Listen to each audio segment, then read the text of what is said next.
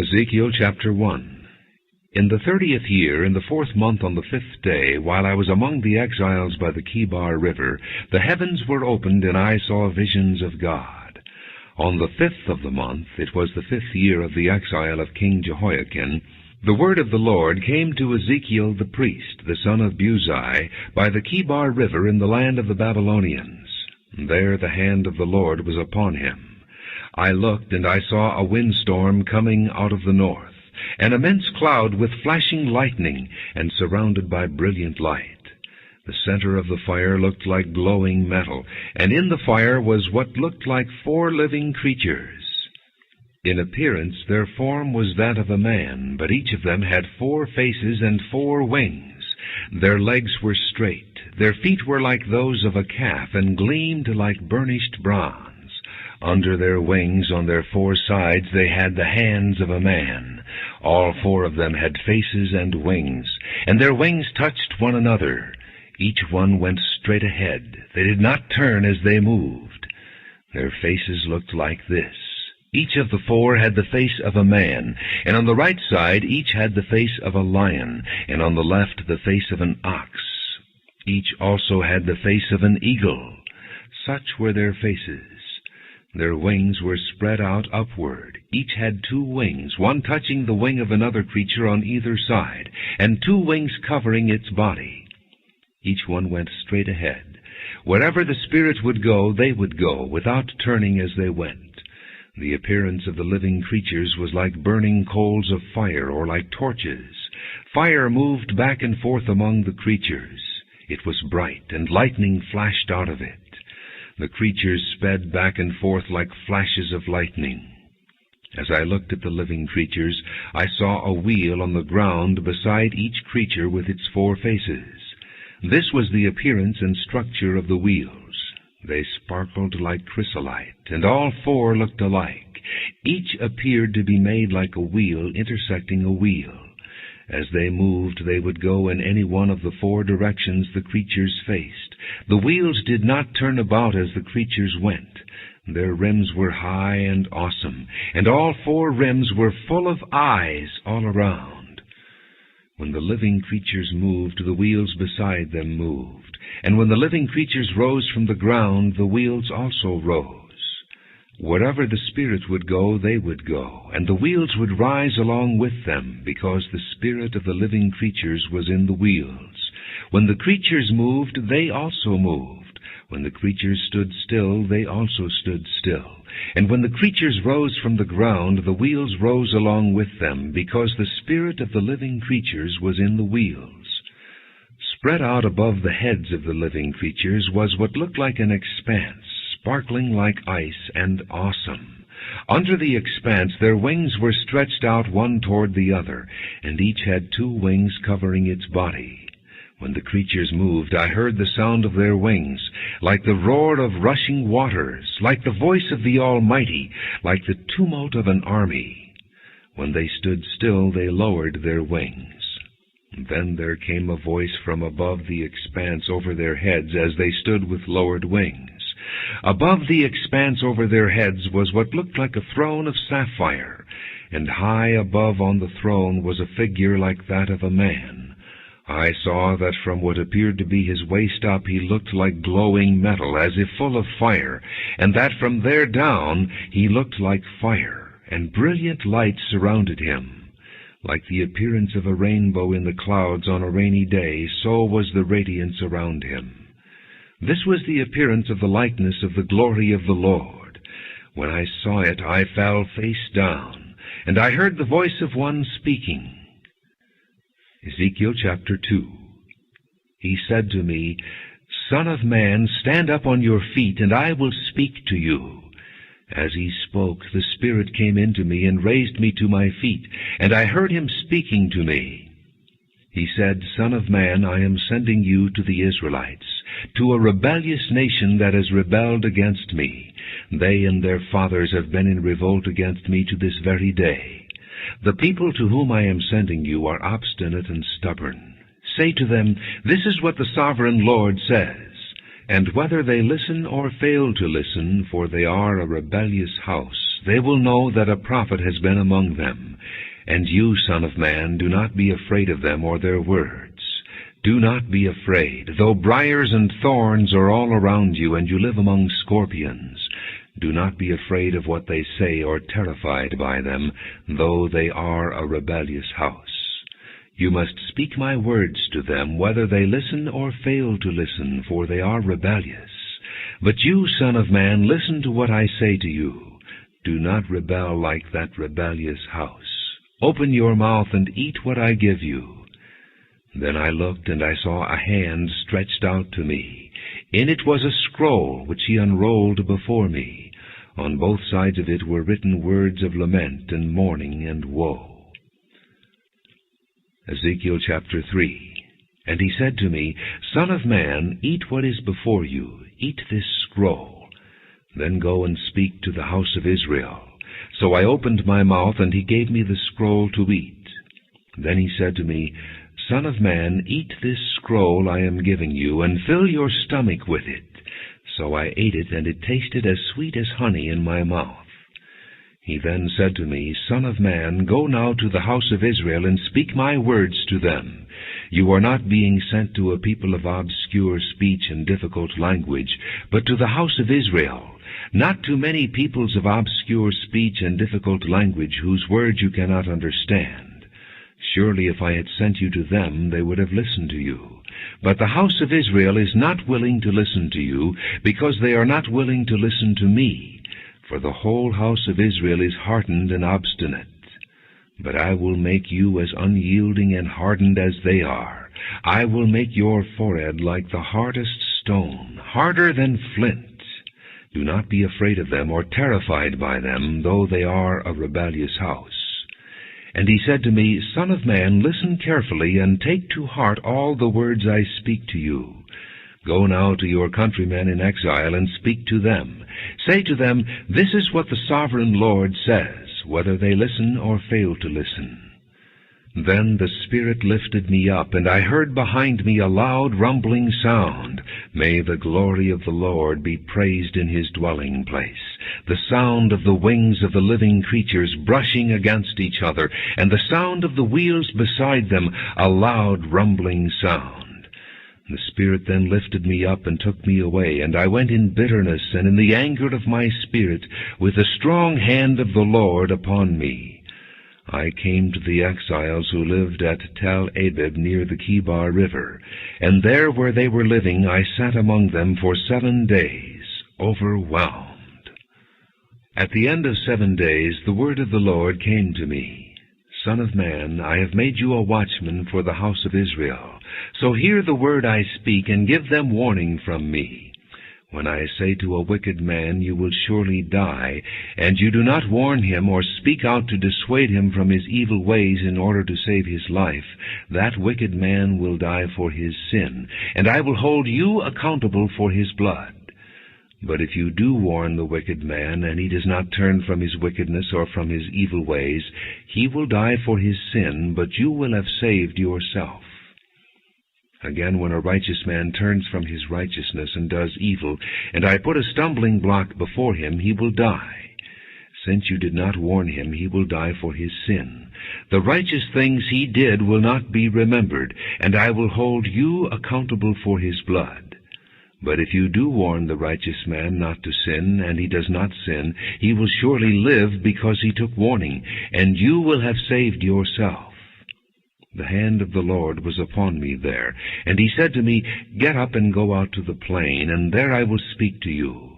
So I got up and went out to the plain, and the glory of the Lord was standing there, like the glory I had seen by the Kebar River, and I fell face down. Then the Spirit came into me and raised me to my feet. He spoke to me and said, Go shut yourself inside your house, and you, Son of man, they will tie with ropes. You will be bound so that you cannot go out among the people. I will make your tongue stick to the roof of your mouth, so that you will be silent and unable to rebuke them, though they are a rebellious house. But when I speak to you, I will open your mouth, and you shall say to them, This is what the sovereign Lord says. Whoever will listen, let him listen, and whoever will refuse, let him refuse. for they are a rebellious house. Ezekiel chapter 4. Now, Son of man, take a clay tablet, put it in front of you, and draw the city of Jerusalem on it. Then lay siege to it. Erect siege works against it. Build a ramp up to it. Set up camps against it, and put battering rams around it. Then take an iron pan, place it as an iron wall between you and the city, and turn your face toward it. It will be under siege, and you shall besiege it. This will be a sign to the house of Israel. Then lie on your left side, and put the sin of the house of Israel upon yourself. You are to bear their sin for the number of days you lie on your side. I have assigned you the same number of days as the years of their sin. So for 390 days you will bear the sin of the house of Israel. After you have finished this, lie down again, this time on your right side, and bear the sin of the house of Judah. I have assigned you 40 days, a day for each year. Turn your face toward the siege of Jerusalem, and with bared arm prophesy against her. I will tie you up with ropes, so that you cannot turn from one side to the other until you have finished the days of your siege. Take wheat and barley, beans and lentils, millet and spelt. Put them in a storage jar, and use them to make bread for yourself. You are to eat it during the 390 days you lie on your side. Weigh out 20 shekels of food to eat each day, and eat it at set times. Also measure out 1/6 of a hin of water, and drink it at set times. Eat the food as you would a barley cake. Bake it in the sight of the people, using human excrement for fuel. The Lord said, in this way the people of Israel will eat defiled food among the nations where I will drive them. Then I said, Not so, sovereign Lord. I have never defiled myself.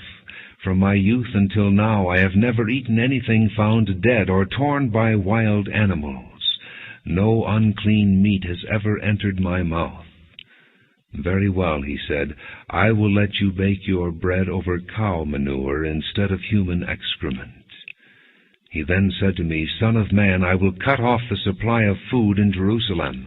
The people will eat rationed food in anxiety, and drink rationed water in despair, for food and water will be scarce. They will be appalled at the sight of each other, and will waste away because of their sin. Ezekiel chapter 5. Now, Son of man, take a sharp sword, and use it as a barber's razor to shave your head and your beard. Then take a set of scales, and divide up the hair. When the days of your siege come to an end, burn 1/3 of the hair with fire inside the city. Take 1/3 and strike it with a sword all around the city, and scatter 1/3 to the wind, for I will pursue them with drawn sword. But take a few strands of hair, and tuck them away in the folds of your garment. Again take a few of these, and throw them into the fire, and burn them up. A fire will spread from there to the whole house of Israel. This is what the sovereign Lord says. This is Jerusalem, which I have set in the center of the nations, with countries all around her. Yet in her wickedness she has rebelled against my laws and decrees more than the nations and countries around her. She has rejected my laws and has not followed my decrees. Therefore this is what the sovereign Lord says. You have been more unruly than the nations around you, and have not followed my decrees or kept my laws. You have not even conformed to the standards of the nations around you. Therefore this is what the sovereign Lord says.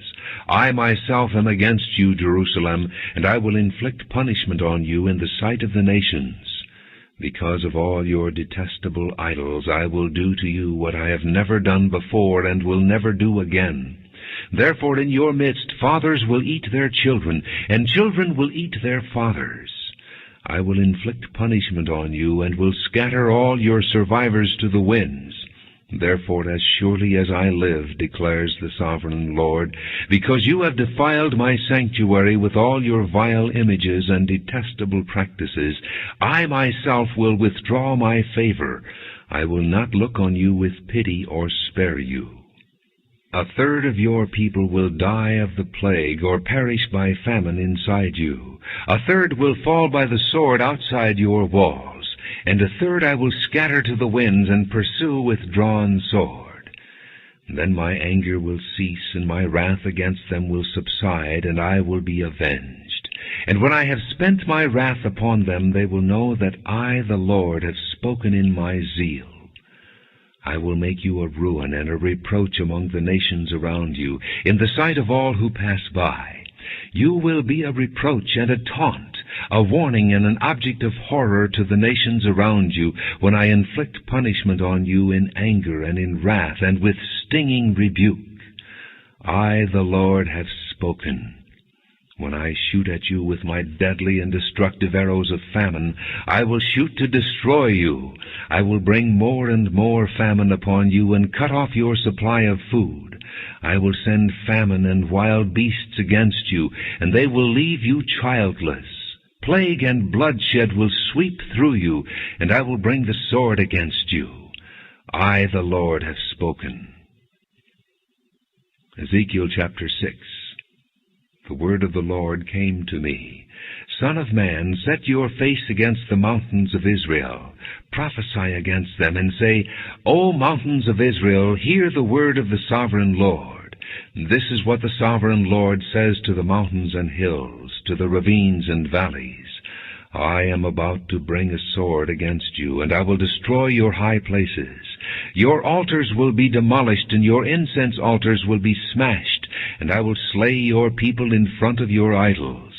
I will lay the dead bodies of the Israelites in front of their idols, and I will scatter your bones around your altars.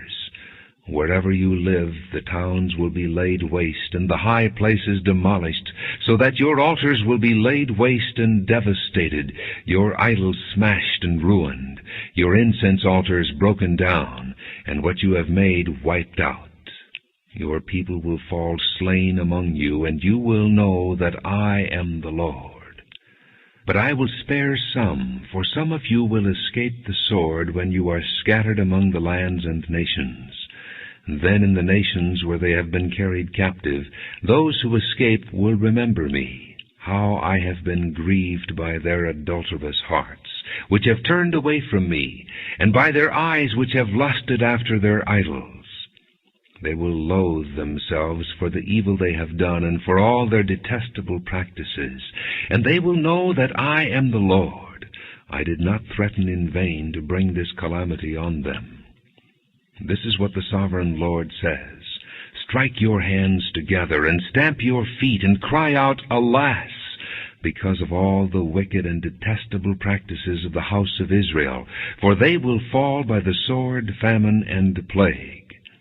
He that is far away will die of the plague, and he that is near will fall by the sword, and he that survives and is spared will die of famine. So will I spend my wrath upon them. And they will know that I am the Lord when their people lie slain among their idols around their altars, on every high hill and on all the mountain tops, under every spreading tree and every leafy oak, places where they offered fragrant incense to all their idols. And I will stretch out my hand against them and make the land a desolate waste from the desert to Diblah, wherever they live. And then they will know that I am the Lord. Ezekiel chapter 7. The word of the Lord came to me. Son of man, this is what the sovereign Lord says to the land of Israel. The end. The end has come upon the four corners of the land. The end is now upon you, and I will unleash my anger against you. I will judge you according to your conduct, and repay you for all your detestable practices. I will not look on you with pity or spare you. I will surely repay you for your conduct and the detestable practices among you. Then you will know that I am the Lord. This is what the sovereign Lord says. Disaster. An unheard-of disaster is coming. The end has come. The end has come. It has roused itself against you. It has come. Doom has come upon you, you who dwell in the land. The time has come. The day is near. There is panic, not joy, upon the mountains. I am about to pour out my wrath on you and spend my anger against you. I will judge you according to your conduct and repay you for all your detestable practices. I will not look on you with pity or spare you. I will repay you in accordance with your conduct and the detestable practices among you. Then you will know that it is I, the Lord, who strikes the blow. The day is here. It has come. Doom has burst forth. The rod has budded. Arrogance has blossomed. Violence has grown into a rod to punish wickedness. None of the people will be left, none of that crowd. No wealth, nothing of value. The time has come. The day has arrived. Let not the buyer rejoice, nor the seller grieve, for wrath is upon the whole crowd. The seller will not recover the land he has sold as long as both of them live, for the vision concerning the whole crowd will not be reversed. Because of their sins, not one of them will preserve his life. Though they blow the trumpet and get everything ready, no one will go into battle, for my wrath is upon the whole crowd. Outside is the sword, inside are plague and famine. Those in the country will die by the sword, and those in the city will be devoured by famine and plague. All who survive and escape will be in the mountains, moaning like doves of the valleys, each because of his sins. Every hand will go limp, and every knee will become as weak as water. They will put on sackcloth and be clothed with terror. Their faces will be covered with shame, and their heads will be shaved. They will throw their silver into the streets, and their gold will be an unclean thing. Their silver and gold will not be able to save them in the day of the Lord's wrath. They will not satisfy their hunger or fill their stomachs with it, for it has made them stumble into sin. They were proud of their beautiful jewelry and used it to make their detestable idols and vile images. Therefore I will turn these into an unclean thing for them. I will hand it all over as plunder to foreigners and as loot to the wicked of the earth, and they will defile it. I will turn my face away from them, and they will desecrate my treasured place. Robbers will enter it and desecrate it. Prepare chains, because the land is full of bloodshed, and the city is full of violence. I will bring the most wicked of the nations to take possession of their houses. I will put an end to the pride of the mighty, and their sanctuaries will be desecrated. When terror comes, they will seek peace, but there will be none. Calamity upon calamity will come, and rumor upon rumor. They will try to get a vision from the prophet. The teaching of the law by the priest will be lost, as will the counsel of the elders. The king will mourn, the prince will be clothed with despair, and the hands of the people of the land will tremble.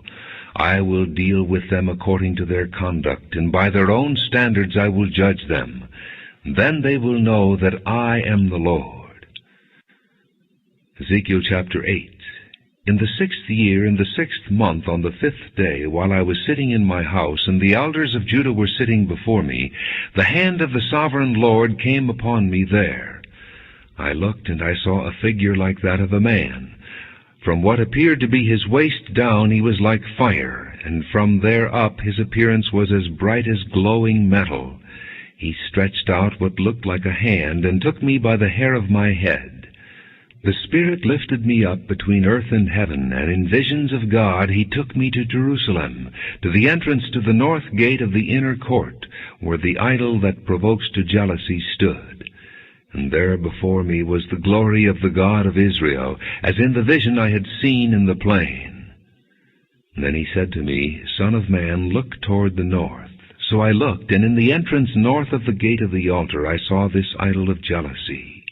And he said to me, Son of man, do you see what they are doing, the utterly detestable things the house of Israel is doing here, things that will drive me far from my sanctuary? But you will see things that are even more detestable. Then he brought me to the entrance to the court. I looked, and I saw a hole in the wall. He said to me, Son of man, now dig into the wall. So I dug into the wall and saw a doorway there. And he said to me, Go in and see the wicked and detestable things they are doing here. So I went in and looked, and I saw portrayed all over the walls all kinds of crawling things and detestable animals, and all the idols of the house of Israel. In front of them stood 70 elders of the house of Israel, and Jaazaniah son of Shaphan was standing among them. Each had a censer in his hand, and a fragrant cloud of incense was rising. He said to me, Son of man, have you seen what the elders of the house of Israel are doing in the darkness, each at the shrine of his own idol? They say, The Lord does not see us. The Lord has forsaken the land. Again he said, You will see them doing things that are even more detestable. Then he brought me to the entrance to the north gate of the house of the Lord, and I saw women sitting there, mourning for Tammuz. He said to me, Do you see this, Son of man? You will see things that are even more detestable than this.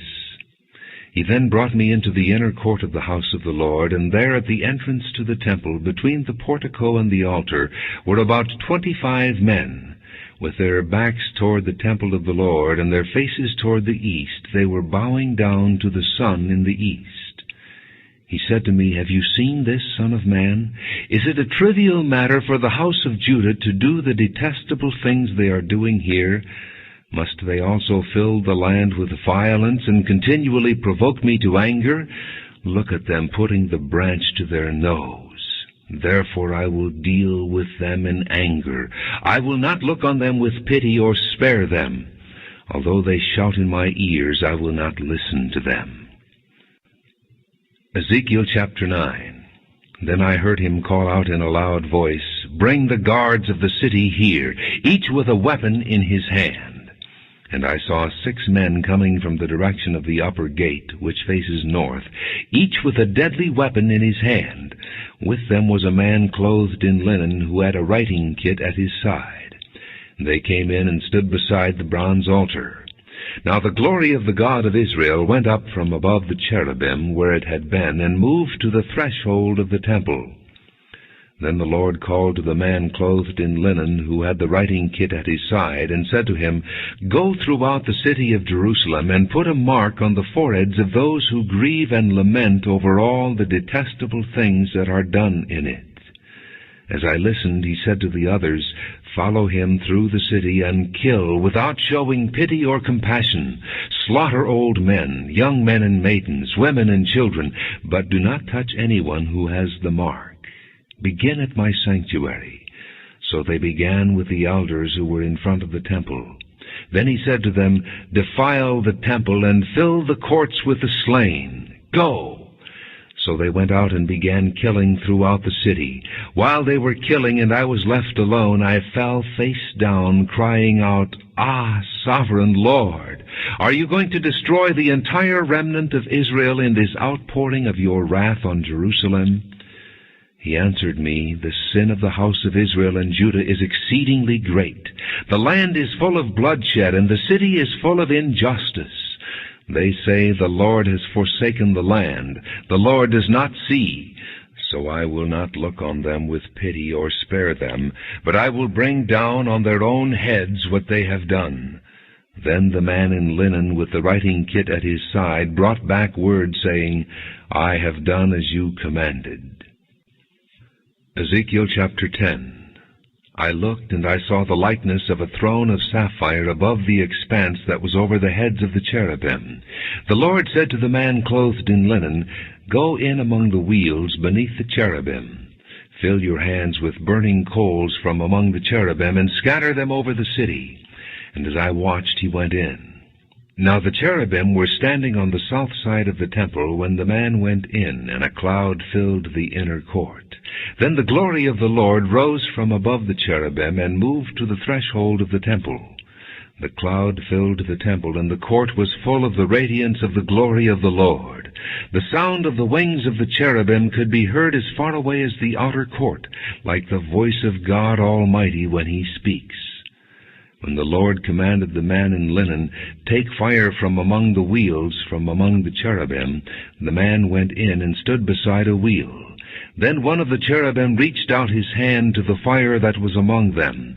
He took up some of it and put it into the hands of the man in linen, who took it and went out. Under the wings of the cherubim could be seen what looked like the hands of a man. I looked, and I saw beside the cherubim 4 wheels, one beside each of the cherubim. The wheels sparkled like chrysolite. As for their appearance, the 4 of them looked alike. Each was like a wheel intersecting a wheel. As they moved, they would go in any one of the 4 directions the cherubim faced. The wheels did not turn about as the cherubim went. The cherubim went in whatever direction the head faced, without turning as they went. Their entire bodies, including their backs, their hands, and their wings, were completely full of eyes, as were their 4 wheels. I heard the wheels being called the whirling wheels. Each of the cherubim had 4 faces. One face was that of a cherub, the second the face of a man, the third the face of a lion, and the 4th the face of an eagle. Then the cherubim rose upward. These were the living creatures I had seen by the Kibar River. When the cherubim moved, the wheels beside them moved. And when the cherubim spread their wings to rise from the ground, the wheels did not leave their side. When the cherubim stood still, they also stood still. And when the cherubim rose, they rose with them, because the spirit of the living creatures was in them. Then the glory of the Lord departed from over the threshold of the temple, and stopped above the cherubim. While I watched, the cherubim spread their wings and rose from the ground, and as they went, the wheels went with them. They stopped at the entrance to the east gate of the Lord's house, and the glory of the God of Israel was above them. These were the living creatures I had seen beneath the God of Israel by the Kibar River, and I realized that they were cherubim. Each had 4 faces and 4 wings, and under their wings was what looked like the hands of a man. Their faces had the same appearance as those I had seen by the Kibar River. Each one went straight ahead. Ezekiel chapter 11. Then the Spirit lifted me up and brought me to the gate of the house of the Lord that faces east. And there at the entrance to the gate were 25 men, and I saw among them Jaazaniah son of Azar, and Pelatiah son of Benaiah, leaders of the people. The Lord said to me, Son of man, these are the men who are plotting evil and giving wicked advice in this city. They say, Will it not soon be time to build houses? This city is a cooking pot, and we are the meat. Therefore prophesy against them. Prophesy, Son of man. And then the Spirit of the Lord came upon me, and he told me to say, This is what the Lord says. That is what you are saying, O house of Israel, but I know what is going through your mind. You have killed many people in this city, and filled its streets with the dead. Therefore this is what the sovereign Lord says. The bodies you have thrown there are the meat, and this city is the pot, but I will drive you out of it. You fear the sword, and the sword is what I will bring against you, declares the sovereign Lord. I will drive you out of the city and hand you over to foreigners and inflict punishment on you. You will fall by the sword, and I will execute judgment on you at the borders of Israel. Then you will know that I am the Lord.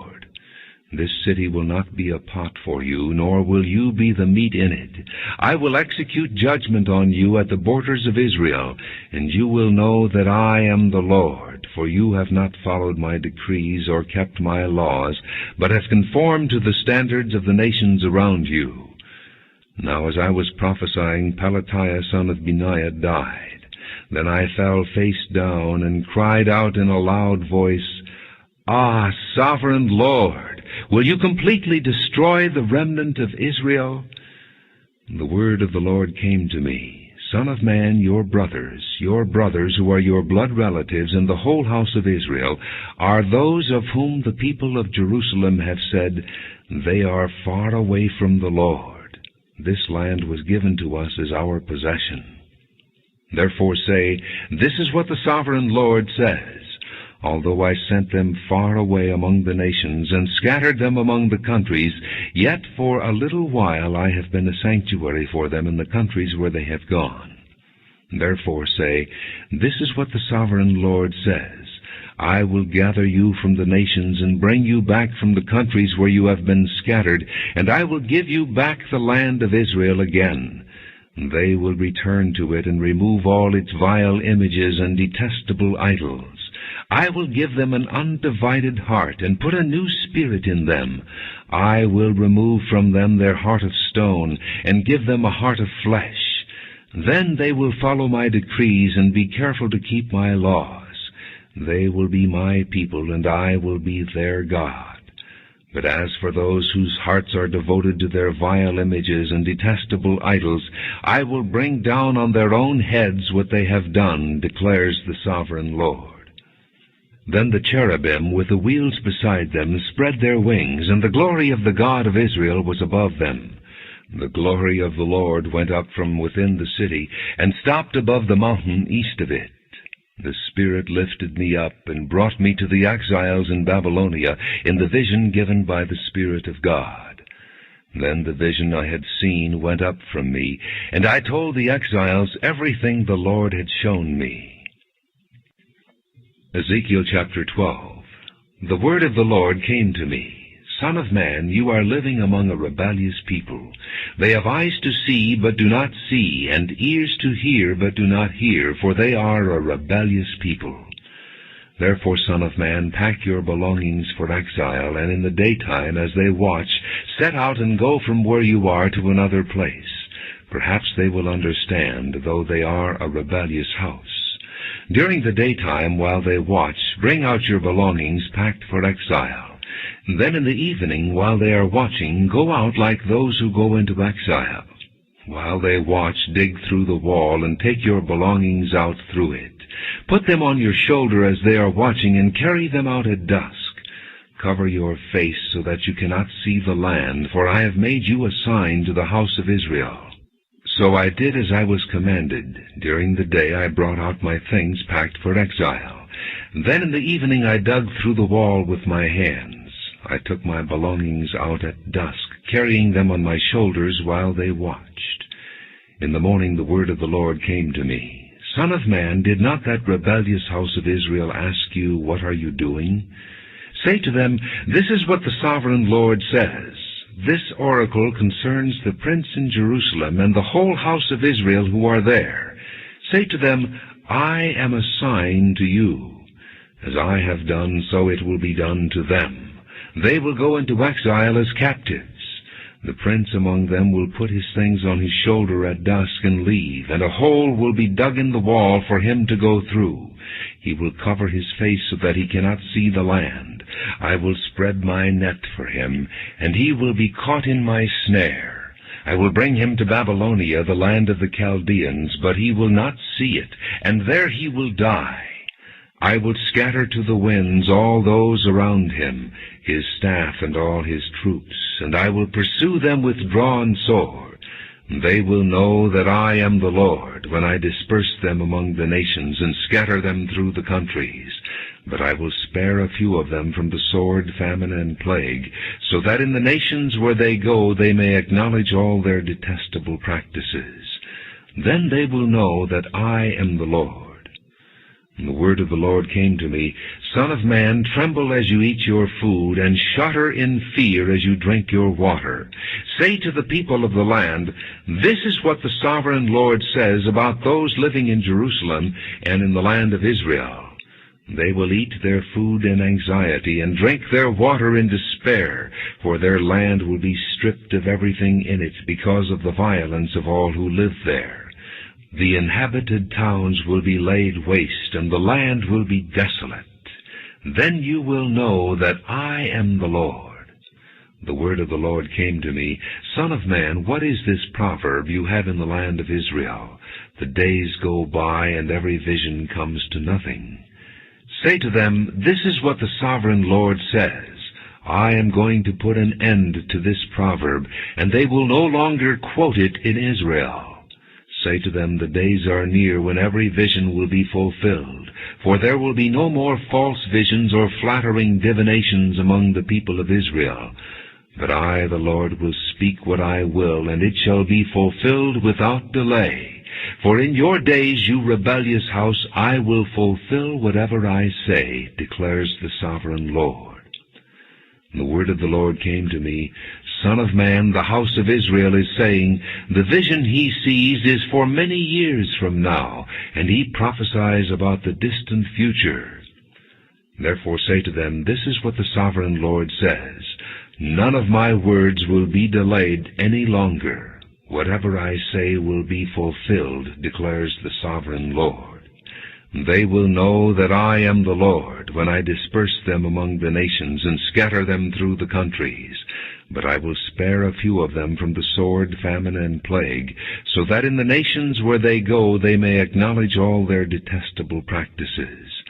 Then they will know that I am the Lord. And the word of the Lord came to me, Son of man, tremble as you eat your food, and shudder in fear as you drink your water. Say to the people of the land, This is what the Sovereign Lord says about those living in Jerusalem and in the land of Israel. They will eat their food in anxiety and drink their water in despair, for their land will be stripped of everything in it because of the violence of all who live there. The inhabited towns will be laid waste, and the land will be desolate. Then you will know that I am the Lord. The word of the Lord came to me, Son of man, what is this proverb you have in the land of Israel? The days go by, and every vision comes to nothing. Say to them, This is what the Sovereign Lord says. I am going to put an end to this proverb, and they will no longer quote it in Israel. Say to them, The days are near when every vision will be fulfilled, for there will be no more false visions or flattering divinations among the people of Israel. But I, the Lord, will speak what I will, and it shall be fulfilled without delay. For in your days, you rebellious house, I will fulfill whatever I say, declares the Sovereign Lord. The word of the Lord came to me, Son of man, the house of Israel is saying, The vision he sees is for many years from now, and he prophesies about the distant future. Therefore say to them, This is what the Sovereign Lord says, None of my words will be delayed any longer. Whatever I say will be fulfilled, declares the Sovereign Lord. Ezekiel chapter 13. The word of the Lord came to me, Son of man, prophesy against the prophets of Israel who are now prophesying. Say to those who prophesy out of their own imagination, Hear the word of the Lord. This is what the Sovereign Lord says. Woe to the foolish prophets who follow their own spirit and have seen nothing. Your prophets, O Israel, are like jackals among ruins. You have not gone up to the breaks in the wall to repair it for the house of Israel, so that it will stand firm in the battle on the day of the Lord. Their visions are false, and their divinations a lie. They say, The Lord declares, when the Lord has not sent them. Yet they expect their words to be fulfilled. Have you not seen false visions and uttered lying divinations when you say, The Lord declares, though I have not spoken? Therefore this is what the Sovereign Lord says, Because of your false words and lying visions, I am against you, declares the Sovereign Lord. My hand will be against the prophets who see false visions and utter lying divinations. They will not belong to the council of my people, or be listed in the records of the house of Israel, nor will they enter the land of Israel.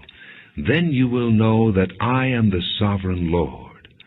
Because they lead my people astray, saying, Peace, when there is no peace, and because when a flimsy wall is built, they cover it with whitewash.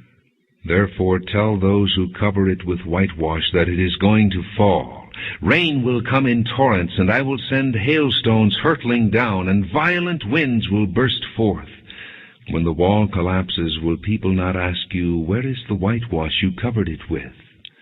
Therefore this is what the Sovereign Lord says, In my wrath I will unleash a violent wind, and in my anger hailstones and torrents of rain will fall with destructive fury.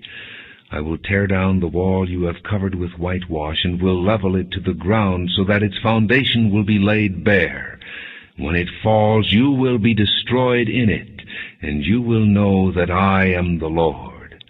So I will spend my wrath against the wall, and against those who covered it with whitewash. I will say to you, The wall is gone, and so are those who whitewashed it, those prophets of Israel who prophesied to Jerusalem and saw visions of peace for her when there was no peace, declares the Sovereign Lord. Now, Son of man, set your face against the daughters of your people who prophesy out of their own imagination. Prophesy against them and say, This is what the sovereign Lord says. Woe to the women who sew magic charms on all their wrists, and make veils of various lengths for their heads, in order to ensnare people.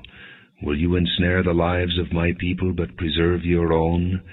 You have profaned me among my people for a few handfuls of barley and scraps of bread.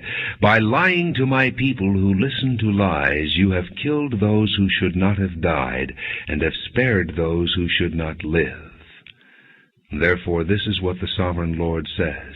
I am against your magic charms with which you ensnare people like birds, and I will tear them from your arms. I will set free the people that you ensnare like birds. I will tear off your veils and save my people from your hands, and they will no longer fall prey to your power.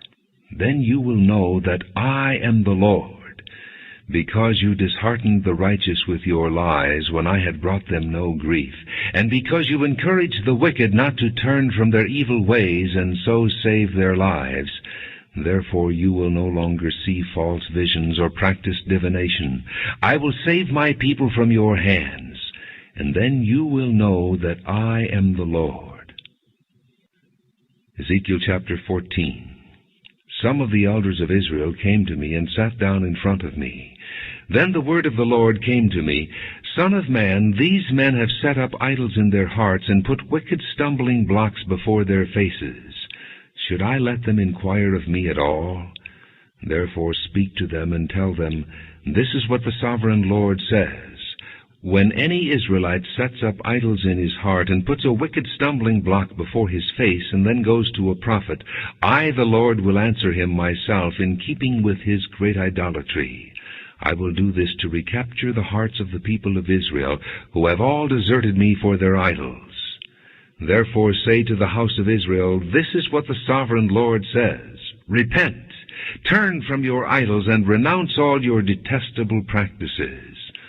When any Israelite or any alien living in Israel separates himself from me, and sets up idols in his heart, and puts a wicked stumbling block before his face, and then goes to a prophet to inquire of me, I, the Lord, will answer him myself. I will set my face against that man, and make him an example and a byword. I will cut him off from my people. Then you will know that I am the Lord. And if the prophet is enticed to utter a prophecy, I, the Lord, have enticed that prophet, and I will stretch out my hand against him and destroy him from among my people Israel. They will bear their guilt. The prophet will be as guilty as the one who consults him. Then the people of Israel will no longer stray from me, nor will they defile themselves any more with all their sins. They will be my people, and I will be their God, declares the sovereign Lord. And the word of the Lord came to me, Son of man, if a country sins against me by being unfaithful, and I stretch out my hand against it to cut off its food supply, and send famine upon it, and kill its men and their animals, even if these 3 men, Noah, Daniel, and Job, were in it, they could save only themselves by their righteousness, declares the sovereign Lord. Or if I send wild beasts through that country, and they leave it childless, and it becomes desolate, so that no one can pass through it because of the beasts, as surely as I live, declares the sovereign Lord, even if these 3 men were in it, they could not save their own sons or daughters. They alone would be saved, but the land would be desolate. Or if I bring a sword against that country and say, Let the sword pass throughout the land, and I kill its men and their animals, as surely as I live, declares the sovereign Lord, even if these 3 men were in it, they could not save their own sons or daughters. They alone would be saved. Or if I send a plague into that land, and pour out my wrath upon it through bloodshed, killing its men and their animals, as surely as I live, declares the sovereign Lord, even if Noah, Daniel, and Job were in it, they could save neither son nor daughter. They would save only themselves by their righteousness. For this is what the sovereign Lord says, How much worse will it be when I send against Jerusalem my 4 dreadful judgments, sword and famine and wild beasts and plague, to kill its men and their animals. Yet there will be some survivors, sons and daughters, who will be brought out of it. They will come to you, and when you see their conduct and their actions, you will be consoled regarding the disaster I have brought upon Jerusalem, every disaster I have brought upon it. You will be consoled when you see their conduct and their actions, for you will know that I have done nothing in it without cause, declares the Sovereign Lord. Ezekiel chapter 15. The word of the Lord came to me, Son of man, how is the wood of a vine better than that of a branch on any of the trees in the forest? Is wood ever taken from it to make anything useful? Do they make pegs from it to hang things on? And after it is thrown on the fire as fuel, and the fire burns both ends and chars the middle, is it then useful for anything? If it was not useful for anything when it was whole, how much less can it be made into something useful when the fire has burned it and it is charred?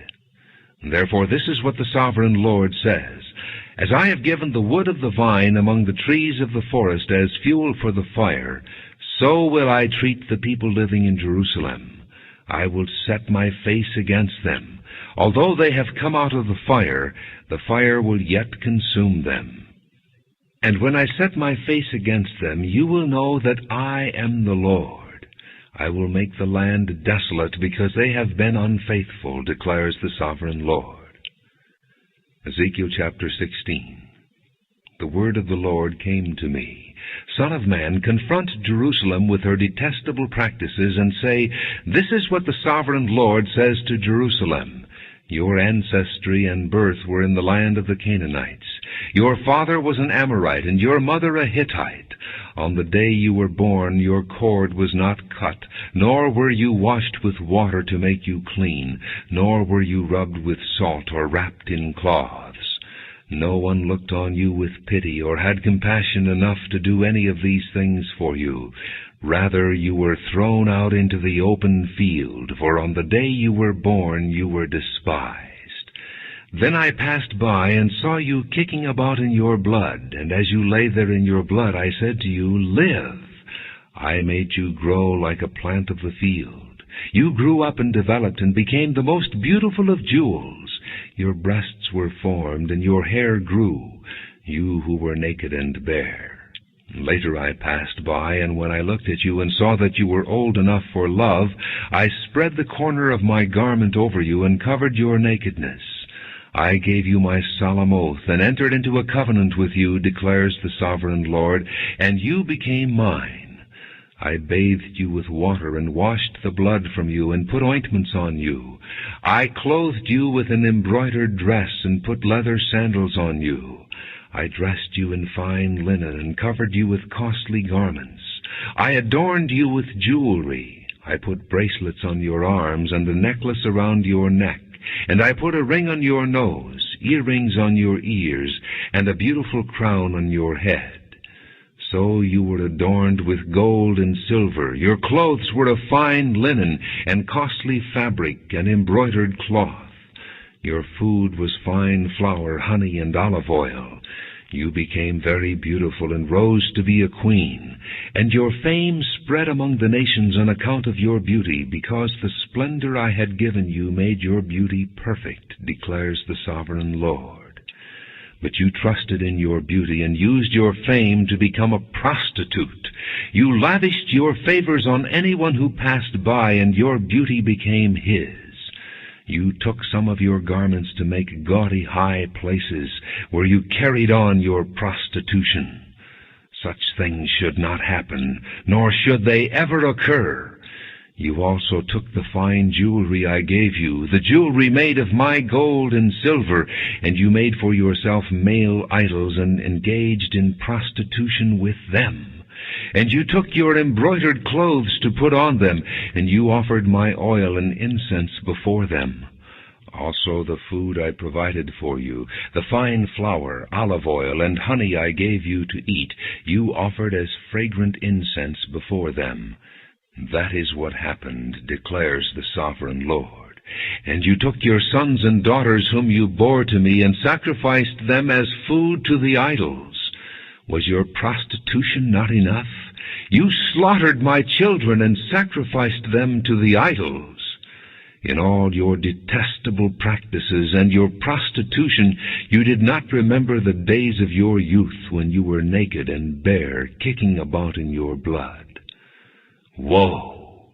Woe to you, declares the sovereign Lord. In addition to all your other wickedness, you built a mound for yourself and made a lofty shrine in every public square. At the head of every street you built your lofty shrines and degraded your beauty, offering your body with increasing promiscuity to anyone who passed by. You engaged in prostitution with the Egyptians, your lustful neighbors, and provoked me to anger with your increasing promiscuity. So I stretched out my hand against you and reduced your territory. I gave you over to the greed of your enemies, the daughters of the Philistines, who were shocked by your lewd conduct. You engaged in prostitution with the Assyrians, too, because you were insatiable. And even after that you still were not satisfied. Then you increased your promiscuity to include Babylonia, a land of merchants, but even with this you were not satisfied. How weak-willed you are, declares the sovereign Lord, when you do all these things, acting like a brazen prostitute. When you built your mounds at the head of every street and made your lofty shrines in every public square, you were unlike a prostitute because you scorned payment. You adulterous wife, you prefer strangers to your own husband. Every prostitute receives a fee, but you give gifts to all your lovers, bribing them to come to you from everywhere for your illicit favors. So in your prostitution you are the opposite of others. No one runs after you for your favors. You are the very opposite, for you give payment and none is given to you. Therefore, you prostitute, hear the word of the Lord. This is what the sovereign Lord says. Because you poured out your wealth and exposed your nakedness in your promiscuity with your lovers, and because of all your detestable idols, and because you gave them your children's blood, therefore I am going to gather all your lovers with whom you found pleasure, those you loved as well as those you hated. I will gather them against you from all around, and will strip you in front of them, and they will see all your nakedness. I will sentence you to the punishment of women who commit adultery and who shed blood.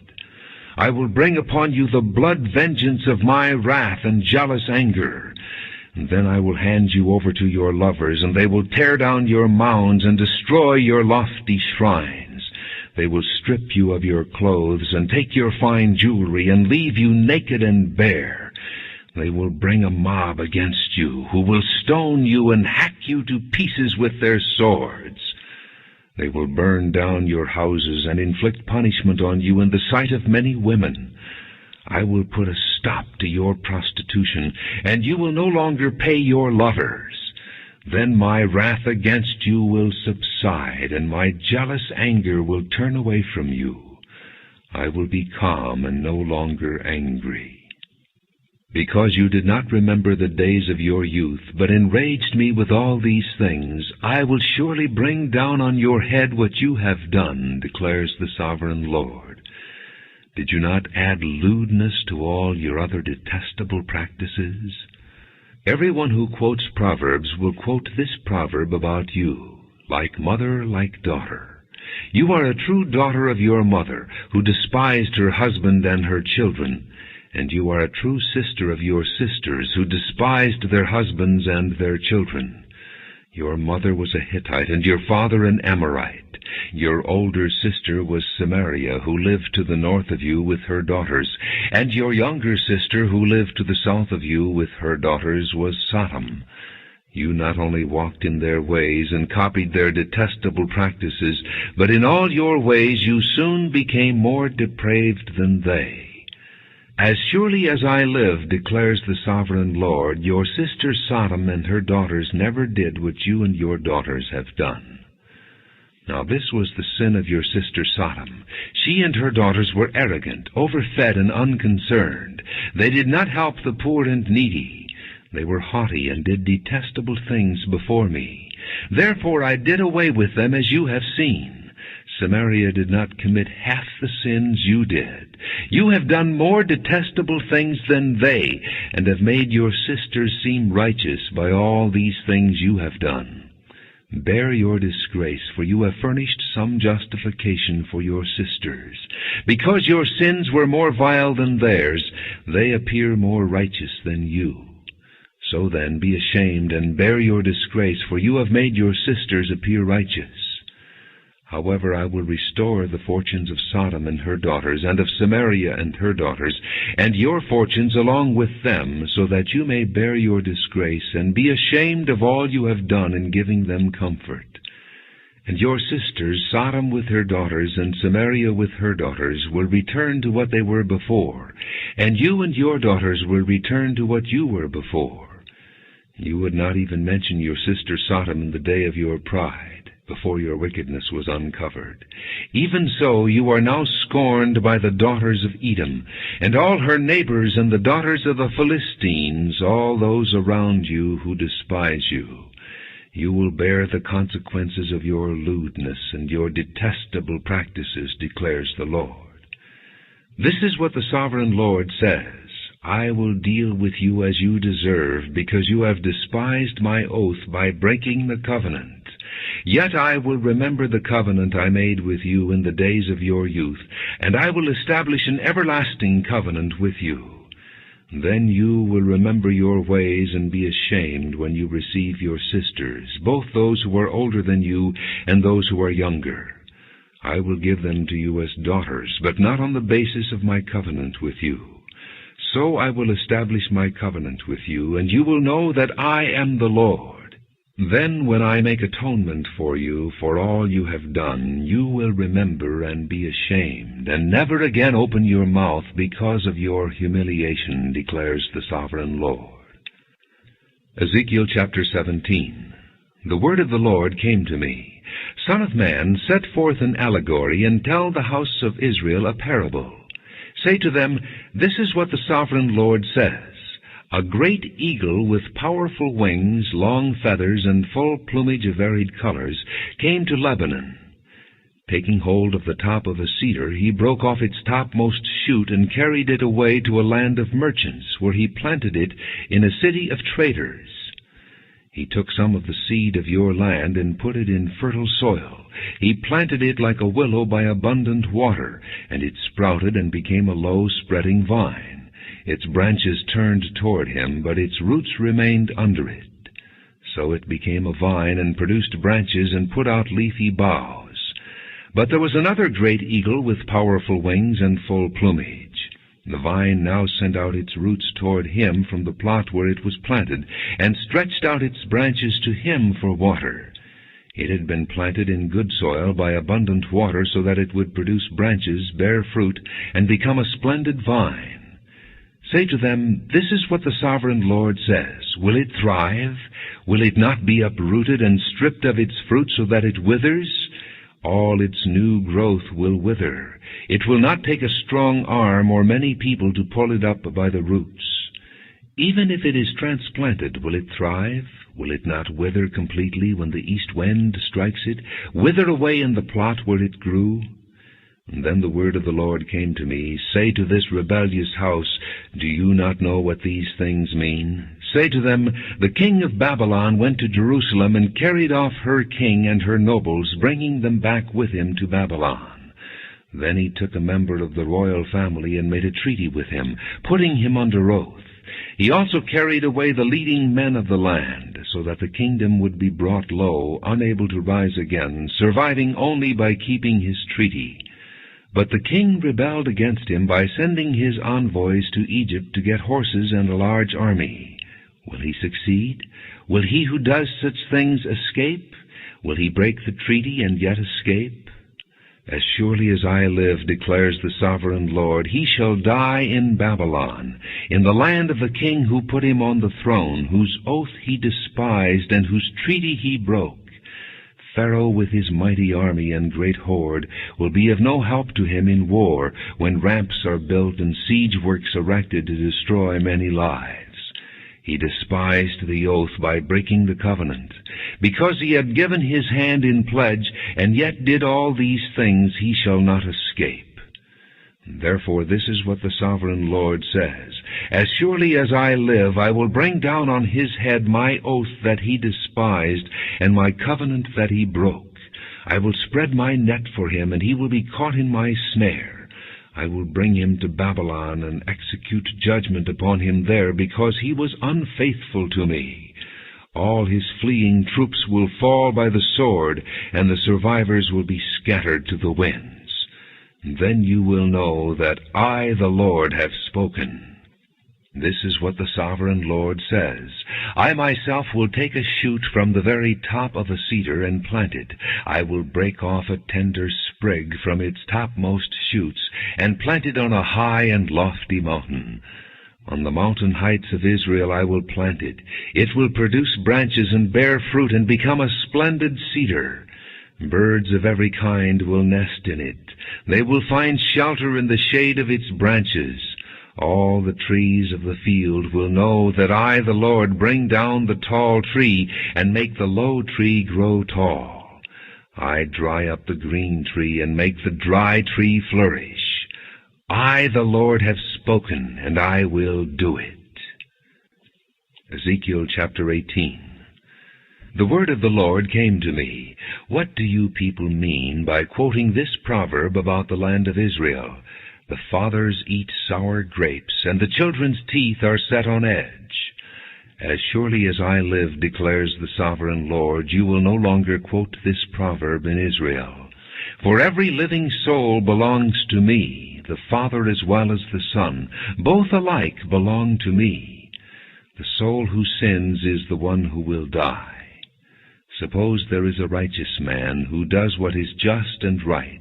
He does not eat at the mountain shrines or look to the idols of the house of Israel. He does not defile his neighbor's wife or lie with a woman during her period. He does not oppress anyone, but returns what he took in pledge for a loan. He does not commit robbery, but gives his food to the hungry and provides clothing for the naked. He does not lend at usury or take excessive interest. He withholds his hand from doing wrong and judges fairly between man and man. He follows my decrees and faithfully keeps my laws. That man is righteous. He will surely live, declares the sovereign Lord. Suppose he has a violent son who sheds blood or does any of these other things, though the father has done none of them. He eats at the mountain shrines. He defiles his neighbor's wife. He oppresses the poor and needy. He commits robbery. He does not return what he took in pledge. He looks to the idols. He does detestable things. He lends at usury and takes excessive interest. Will such a man live? He will not. Because he has done all these detestable things, he will surely be put to death, and his blood will be on his own head. But suppose this son has a son who sees all the sins his father commits, and though he sees them, he does not do such things. He does not eat at the mountain shrines or look to the idols of the house of Israel. He does not defile his neighbor's wife. He does not oppress anyone or require a pledge for a loan. He does not commit robbery, but gives his food to the hungry and provides clothing for the naked. He withholds his hand from sin and takes no usury or excessive interest. He keeps my laws and follows my decrees. He will not die for his father's sin. He will surely live. But his father will die for his own sin, because he practiced extortion, robbed his brother, and did what was wrong among his people.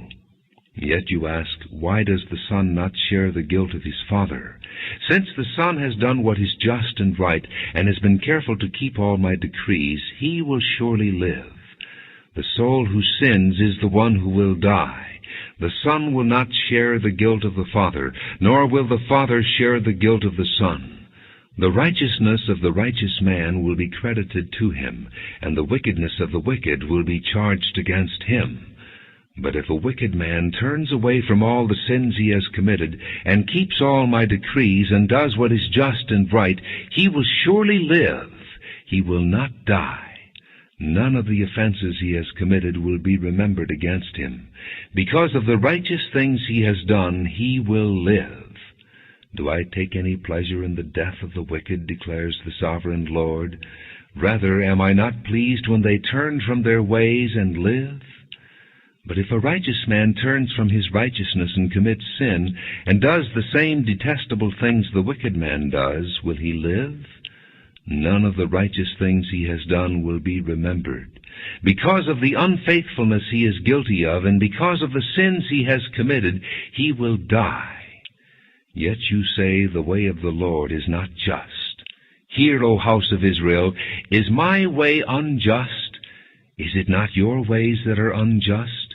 If a righteous man turns from his righteousness and commits sin, he will die for it. Because of the sin he has committed, he will die. But if a wicked man turns away from the wickedness he has committed and does what is just and right, he will save his life. Because he considers all the offenses he has committed and turns away from them, he will surely live. He will not die. Yet the house of Israel says, the way of the Lord is not just. Are my ways unjust, O house of Israel? Is it not your ways that are unjust? Therefore, O house of Israel, I will judge you, each one according to his ways, declares the sovereign Lord. Repent, turn away from all your offenses, then sin will not be your downfall. Rid yourselves of all the offenses you have committed, and get a new heart and a new spirit. Why will you die, O house of Israel? For I take no pleasure in the death of anyone, declares the sovereign Lord. Repent and live. Ezekiel chapter 19. Take up a lament concerning the princes of Israel, and say, what a lioness was your mother among the lions! She lay down among the young lions and reared her cubs. She brought up one of her cubs, and he became a strong lion. He learned to tear the prey, and he devoured men. The nations heard about him, and he was trapped in their pit. They led him with hooks to the land of Egypt.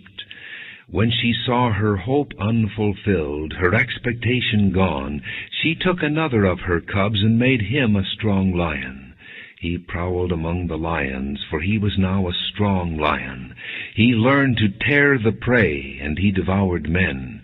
He broke down their strongholds and devastated their towns. The land and all who were in it were terrified by his roaring. Then the nations came against him, those from regions round about. They spread their net for him, and he was trapped in their pit. With hooks they pulled him into a cage and brought him to the king of Babylon. They put him in prison, so his roar was heard no longer on the mountains of Israel. Your mother was like a vine in your vineyard, planted by the water. It was fruitful and full of branches because of abundant water. Its branches were strong, fit for a ruler's scepter. It towered high above the thick foliage, conspicuous for its height and for its many branches. But it was uprooted in fury and thrown to the ground. The east wind made it shrivel. It was stripped of its fruit. Its strong branches withered, and fire consumed them. Now it is planted in the desert, in a dry and thirsty land. Fire spread from one of its main branches and consumed its fruit. No strong branch is left on it, fit for a ruler's scepter. This is a lament, and is to be used as a lament. Ezekiel chapter 20. In the 7th year, in the 5th month, on the 10th day, some of the elders of Israel came to inquire of the Lord, and they sat down in front of me. Then the word of the Lord came to me. Son of man, speak to the elders of Israel, and say to them, this is what the sovereign Lord says. Have you come to inquire of me? As surely as I live, I will not let you inquire of me, declares the sovereign Lord. Will you judge them? Will you judge them, son of man? Then confront them with the detestable practices of their fathers, and say to them, this is what the sovereign Lord says.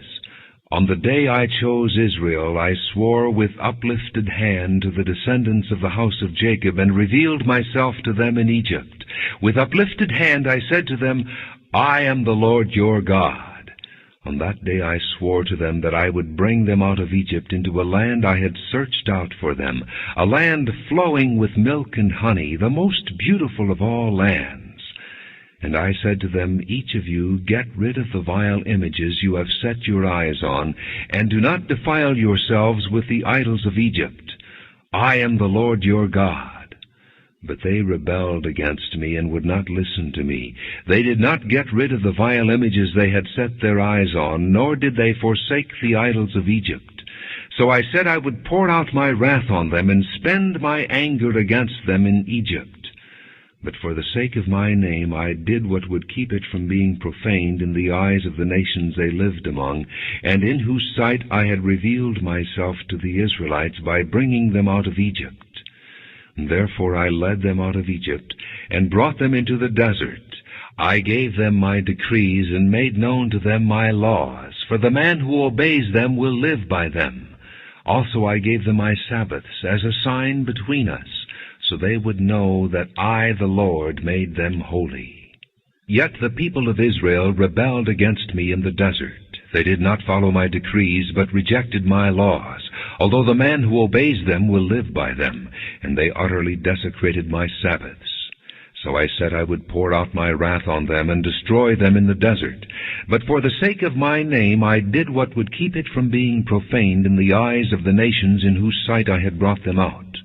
Also with uplifted hand I swore to them in the desert that I would not bring them into the land I had given them, a land flowing with milk and honey, most beautiful of all lands, because they rejected my laws and did not follow my decrees and desecrated my Sabbaths, for their hearts were devoted to their idols. Yet I looked on them with pity and did not destroy them or put an end to them in the desert. I said to their children in the desert, Do not follow the statutes of your fathers, or keep their laws, or defile yourselves with their idols. I am the Lord your God. Follow my decrees, and be careful to keep my laws. Keep my Sabbaths holy, that they may be a sign between us. Then you will know that I am the Lord your God. But the children rebelled against me. They did not follow my decrees. They were not careful to keep my laws, although the man who obeys them will live by them, and they desecrated my Sabbaths. So I said I would pour out my wrath on them and spend my anger against them in the desert. But I withheld my hand, and for the sake of my name I did what would keep it from being profaned in the eyes of the nations in whose sight I had brought them out. Also with uplifted hand I swore to them in the desert that I would disperse them among the nations and scatter them through the countries, because they had not obeyed my laws, but had rejected my decrees and desecrated my Sabbaths, and their eyes lusted after their fathers' idols. I also gave them over to statutes that were not good, and laws they could not live by. I let them become defiled through their gifts, the sacrifice of every firstborn, that I might fill them with horror, so they would know that I am the Lord. Therefore, Son of man, speak to the people of Israel, and say to them, This is what the sovereign Lord says. In this also your fathers blasphemed me by forsaking me. When I brought them into the land I had sworn to give them, and they saw any high hill or any leafy tree, there they offered their sacrifices, made offerings that provoked me to anger, presented their fragrant incense, and poured out their drink offerings. Then I said to them, What is this high place you go to? It is called Bema to this day. Therefore say to the house of Israel, This is what the sovereign Lord says. Will you defile yourselves the way your fathers did, and lust after their vile images? When you offer your gifts, the sacrifice of your sons in the fire, you continue to defile yourselves with all your idols to this day. Am I to let you inquire of me, O house of Israel? As surely as I live, declares the sovereign Lord, I will not let you inquire of me. You say, We want to be like the nations, like the peoples of the world who serve wood and stone. But what you have in mind will never happen. As surely as I live, declares the sovereign Lord, I will rule over you with a mighty hand and an outstretched arm and with outpoured wrath. I will bring you from the nations and gather you from the countries where you have been scattered, with a mighty hand and an outstretched arm and with outpoured wrath. I will bring you into the desert of the nations, and there, face to face, I will execute judgment upon you. As I judged your fathers in the desert of the land of Egypt, so I will judge you, declares the sovereign Lord. I will take note of you as you pass under my rod, and I will bring you into the bond of the covenant. I will purge you of those who revolt and rebel against me. Although I will bring them out of the land where they are living, yet they will not enter the land of Israel. Then you will know that I am the Lord. As for you, O house of Israel, this is what the sovereign Lord says. Go and serve your idols, every one of you. But afterward you will surely listen to me, and no longer profane my holy name with your gifts and idols. For on my holy mountain, the high mountain of Israel, declares the sovereign Lord, there in the land the entire house of Israel will serve me, and there I will accept them. There I will require your offerings and your choice gifts, along with all your holy sacrifices. I will accept you as fragrant incense when I bring you out from the nations and gather you from the countries where you have been scattered, and I will show myself holy among you in the sight of the nations. Then you will know that I am the Lord, when I bring you into the land of Israel, the land I had sworn with uplifted hand to give to your fathers. There you will remember your conduct in all the actions by which you have defiled yourselves, and you will loathe yourselves for all the evil you have done. You will know that I am the Lord when I deal with you for my name's sake, and not according to your evil ways and your corrupt practices, O house of Israel, declares the sovereign Lord. The word of the Lord came to me, Son of man, set your face toward the south. Preach against the south, and prophesy against the forest of the southland. Say to the southern forest, Hear the word of the Lord. This is what the sovereign Lord says. I am about to set fire to you, and it will consume all your trees, both green and dry. The blazing flame will not be quenched, and every face from south to north will be scorched by it. Everyone will see that I, the Lord, have kindled it. It will not be quenched. Then I said, Ah, sovereign Lord, they are saying of me, isn't he just telling parables? Ezekiel chapter 21. The word of the Lord came to me, Son of man, set your face against Jerusalem, and preach against the sanctuary. Prophesy against the land of Israel, and say to her, This is what the Lord says. I am against you. I will draw my sword from its scabbard, and cut off from you both the righteous and the wicked. Because I am going to cut off the righteous and the wicked, my sword will be unsheathed against everyone from south to north. Then all people will know that I, the Lord, have drawn my sword from its scabbard. It will not return again. Therefore groan, Son of man, groan before them with broken heart and bitter grief. And when they ask you, Why are you groaning? You shall say, Because of the news that is coming. Every heart will melt, and every hand go limp. Every spirit will become faint, and every knee become as weak as water. It is coming. It will surely take place, declares the sovereign Lord. The word of the Lord came to me, Son of man, prophesy, and say, This is what the Lord says. A sword, sharpened and polished, sharpened for the slaughter, polished to flash like lightning. Shall we rejoice in the scepter of my son Judah? The sword despises every such stick. The sword is appointed to be polished, to be grasped with the hand. It is sharpened and polished, made ready for the hand of the slayer. Cry out and wail, Son of man, for it is against my people. It is against all the princes of Israel. They are thrown to the sword along with my people. Therefore beat your breast. Testing will surely come, and what if the scepter of Judah which the sword despises does not continue, declares the sovereign Lord. So then, Son of man, prophesy, and strike your hands together. Let the sword strike twice, even 3 times. It is a sword for slaughter, a sword for great slaughter, closing in on them from every side. So that hearts may melt, and the fallen be many, I have stationed the sword for slaughter at all their gates. Oh, it is made to flash like lightning, it is grasped for slaughter. O sword, slash to the right, then to the left, wherever your blade is turned. I too will strike my hands together, and my wrath will subside. I, the Lord, have spoken. The word of the Lord came to me, Son of man, mark out 2 roads for the sword of the king of Babylon to take, both starting from the same country. Make a signpost where the road branches off to the city. Mark out 1 road for the sword to come against Rabbah of the Ammonites, and another against Judah and fortify Jerusalem. For the king of Babylon will stop at the fork in the road, at the junction of the 2 roads, to seek an omen. He will cast lots with arrows. He will consult his idols. He will examine the liver. Into his right hand will come the lot for Jerusalem, where he is to set up battering rams, to give the command to slaughter, to sound the battle cry, to set battering rams against the gates, to build a ramp and to erect siege works.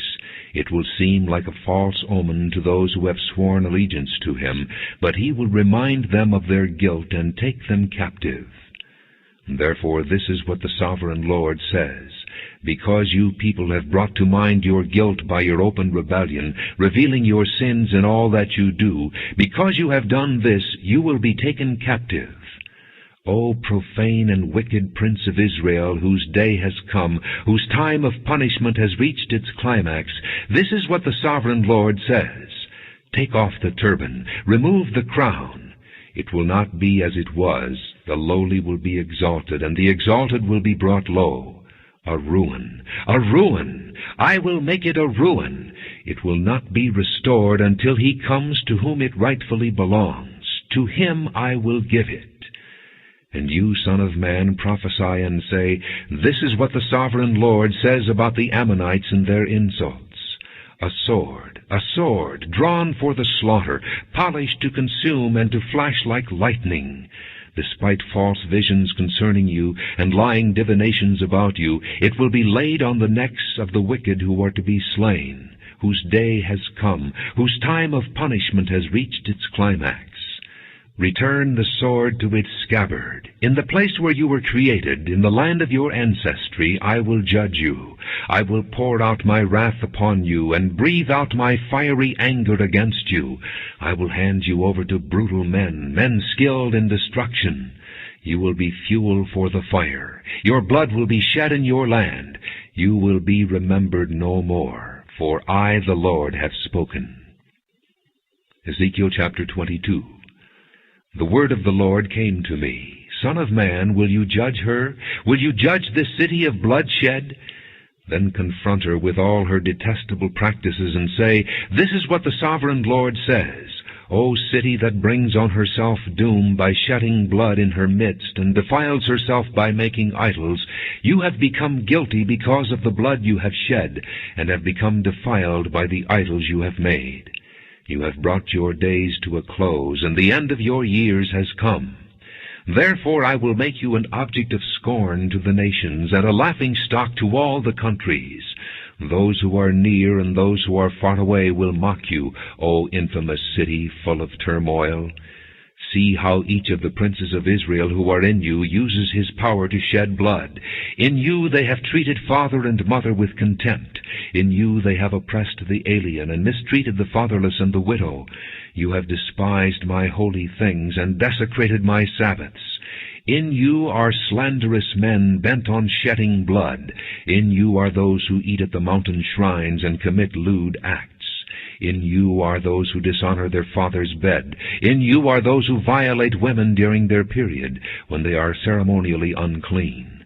In you one man commits a detestable offense with his neighbor's wife, another shamefully defiles his daughter-in-law, and another violates his sister, his own father's daughter. In you men accept bribes to shed blood. You take usury and excessive interest, and make unjust gain from your neighbors by extortion. And you have forgotten me, declares the sovereign Lord. I will surely strike my hands together at the unjust gain you have made, and at the blood you have shed in your midst. Will your courage endure, or your hands be strong in the day I deal with you? I, the Lord, have spoken, and I will do it. I will disperse you among the nations, and scatter you through the countries, and I will put an end to your uncleanness. When you have been defiled in the eyes of the nations, you will know that I am the Lord. Then the word of the Lord came to me. Son of man, the house of Israel has become dross to me. All of them are the copper, tin, iron, and lead left inside a furnace. They are but the dross of silver. Therefore this is what the Sovereign Lord says, Because you have all become dross, I will gather you into Jerusalem, as men gather silver, copper, iron, lead, and tin into a furnace to melt it with a fiery blast. So will I gather you in my anger and my wrath, and put you inside the city and melt you. I will gather you, and I will blow on you with my fiery wrath, and you will be melted inside her. As silver is melted in a furnace, so you will be melted inside her, and you will know that I, the Lord, have poured out my wrath upon you. Again the word of the Lord came to me, Son of man, say to the land, You are a land that has had no rain or showers in the day of wrath. There is a conspiracy of her princes within her, like a roaring lion tearing its prey. They devour people, take treasures and precious things, and make many widows within her. Her priests do violence to my law and profane my holy things. They do not distinguish between the holy and the common. They teach that there is no difference between the unclean and the clean, and they shut their eyes to the keeping of my Sabbaths, so that I am profaned among them. Her officials within her are like wolves tearing their prey. They shed blood and kill people to make unjust gain. Her prophets whitewash these deeds for them by false visions and lying divinations. They say, This is what the Sovereign Lord says, when the Lord has not spoken. The people of the land practice extortion and commit robbery. They oppress the poor and needy and mistreat the alien, denying them justice. I looked for a man among them who would build up the wall and stand before me in the gap on behalf of the land, so I would not have to destroy it, but I found none. So I will pour out my wrath on them and consume them with my fiery anger, bringing down on their own heads all they have done, declares the Sovereign Lord. Ezekiel chapter 23. The word of the Lord came to me. Son of man, there were 2 women, daughters of the same mother. They became prostitutes in Egypt, engaging in prostitution from their youth. In that land their breasts were fondled, and their virgin bosoms caressed. The older was named Oholah, and her sister was Oholibah. They were mine, and gave birth to sons and daughters. Oholah is Samaria, and Oholibah is Jerusalem. Oholah engaged in prostitution while she was still mine, and she lusted after her lovers, the Assyrians, warriors clothed in blue, governors and commanders, all of them handsome young men and mounted horsemen. She gave herself as a prostitute to all the elite of the Assyrians, and defiled herself with all the idols of everyone she lusted after. She did not give up the prostitution she began in Egypt, when during her youth men slept with her, caressed her virgin bosom, and poured out their lust upon her. Therefore I handed her over to her lovers, the Assyrians, for whom she lusted. They stripped her naked, took away her sons and daughters, and killed her with the sword. She became a byword among women, and punishment was inflicted on her. Her sister Oholibah saw this, yet in her lust and prostitution she was more depraved than her sister. She too lusted after the Assyrians, governors and commanders, warriors in full dress, mounted horsemen, all handsome young men. I saw that she too defiled herself. Both of them went the same way. But she carried her prostitution still further. She saw men portrayed on a wall, figures of Chaldeans portrayed in red, with belts around their waists and flowing turbans on their heads. All of them looked like Babylonian chariot officers, natives of Chaldea. As soon as she saw them, she lusted after them and sent messengers to them in Chaldea. Then the Babylonians came to her, to the bed of love, and in their lust they defiled her. After she had been defiled by them, she turned away from them in disgust. When she carried on her prostitution openly and exposed her nakedness, I turned away from her in disgust, just as I had turned away from her sister. Yet she became more and more promiscuous as she recalled the days of her youth, when she was a prostitute in Egypt.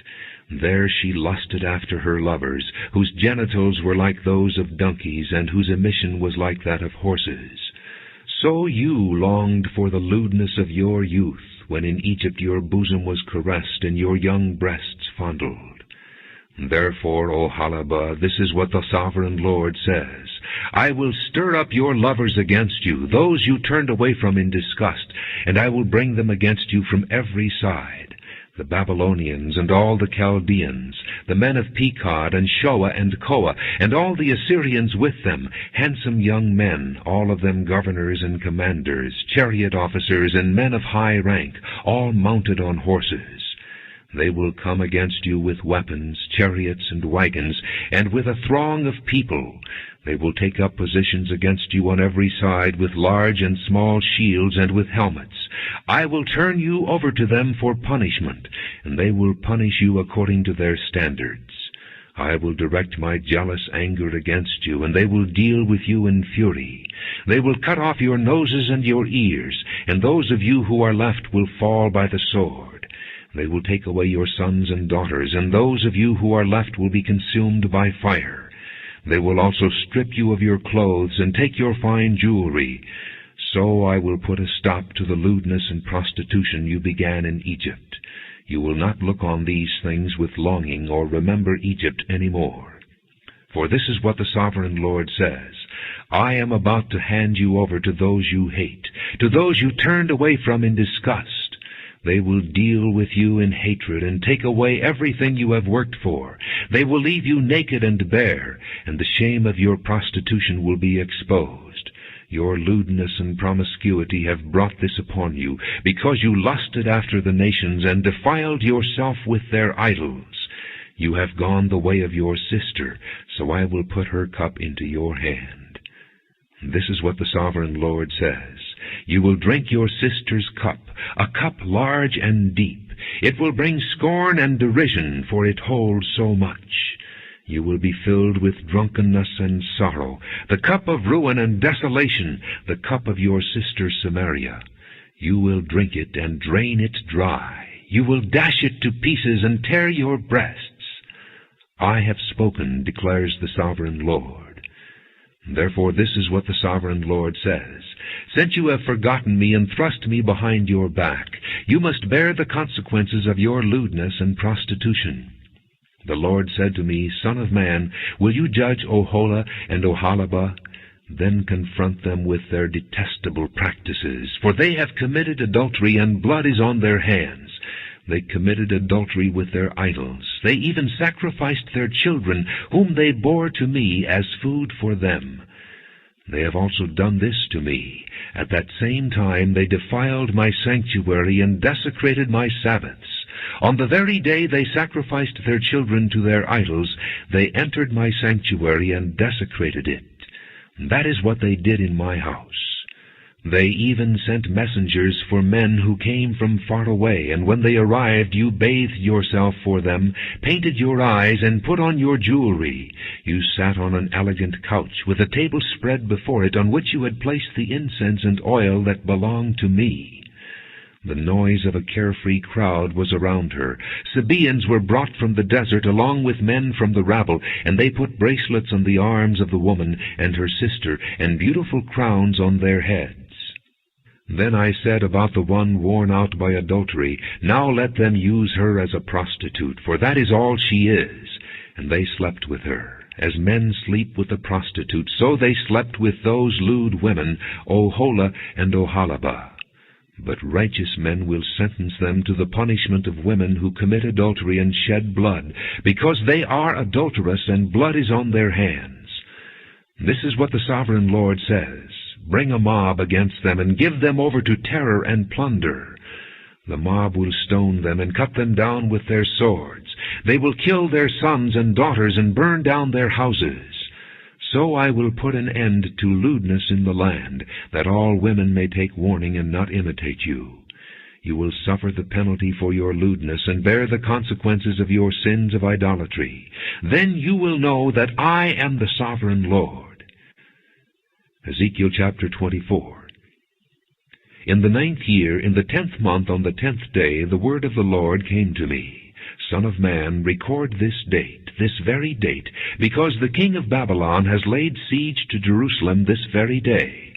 Tell this rebellious house a parable, and say to them, This is what the Sovereign Lord says. Put on the cooking pot, Put it on and pour water into it.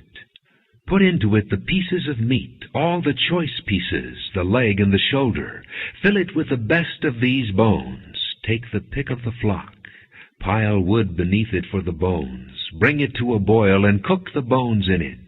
For this is what the sovereign Lord says. Woe to the city of bloodshed, to the pot now encrusted, whose deposit will not go away. Empty it piece by piece, without casting lots for them.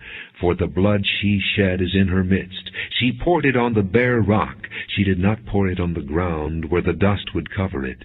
To stir up wrath and take revenge, I put her blood on the bare rock, so that it would not be covered. Therefore this is what the sovereign Lord says. Woe to the city of bloodshed! I too will pile the wood high. So heap on the wood and kindle the fire. Cook the meat well, mixing in the spices, and let the bones be charred. Then set the empty pot on the coals till it becomes hot and its copper glows, so its impurities may be melted and its deposit burned away. It has frustrated all efforts. Its heavy deposit has not been removed, not even by fire. Now your impurity is lewdness. Because I tried to cleanse you, but you would not be cleansed from your impurity, you will not be clean again until my wrath against you has subsided. I, the Lord, have spoken. The time has come for me to act. I will not hold back. I will not have pity, nor will I relent. You will be judged according to your conduct and your actions, declares the sovereign Lord. The word of the Lord came to me. Son of man, with one blow I am about to take away from you the delight of your eyes. Yet do not lament or weep or shed any tears. Groan quietly. Do not mourn for the dead. Keep your turban fastened and your sandals on your feet. Do not cover the lower part of your face or eat the customary food of mourners. So I spoke to the people in the morning, and in the evening my wife died. The next morning I did as I had been commanded. Then the people asked me, Won't you tell us what these things have to do with us? So I said to them, The word of the Lord came to me. Say to the house of Israel, This is what the sovereign Lord says. I am about to desecrate my sanctuary, the stronghold in which you take pride, the delight of your eyes, the object of your affection. The sons and daughters you left behind will fall by the sword, and you will do as I have done. You will not cover the lower part of your face or eat the customary food of mourners.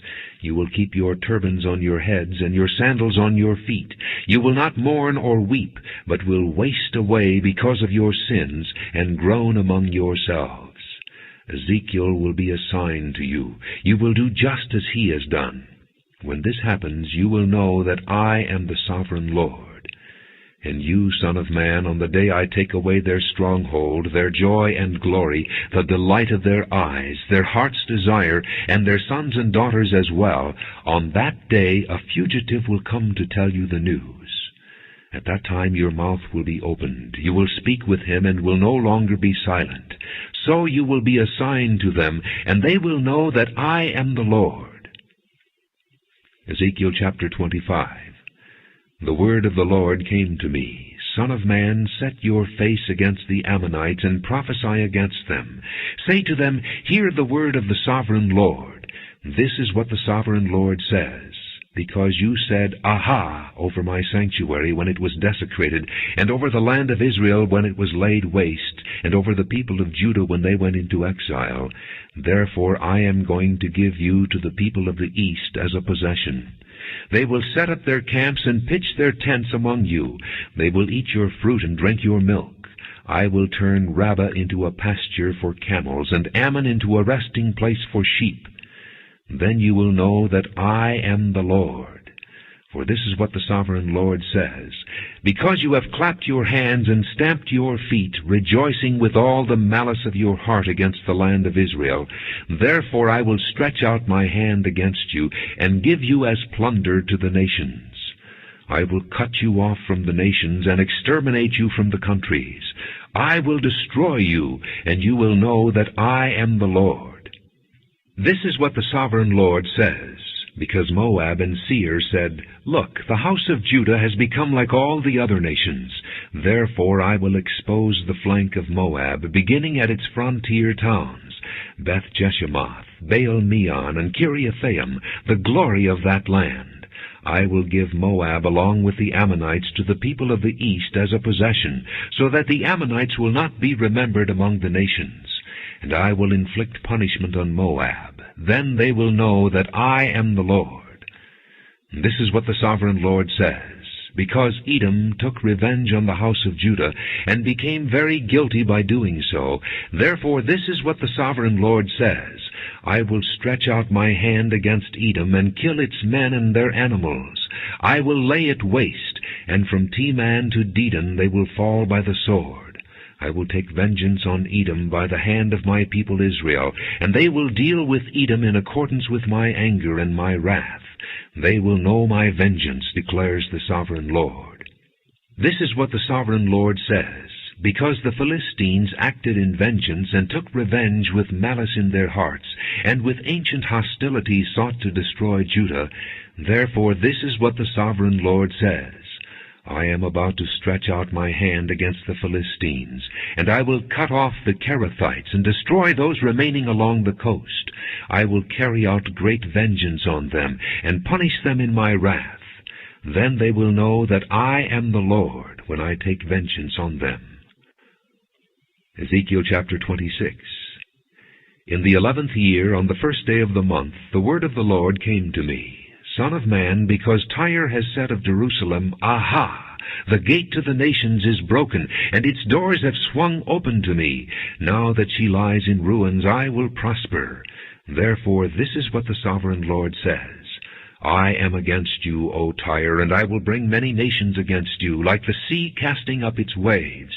They will destroy the walls of Tyre and pull down her towers. I will scrape away her rubble and make her a bare rock.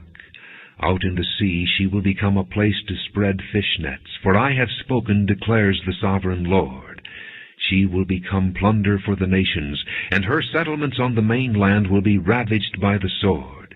Then they will know that I am the Lord.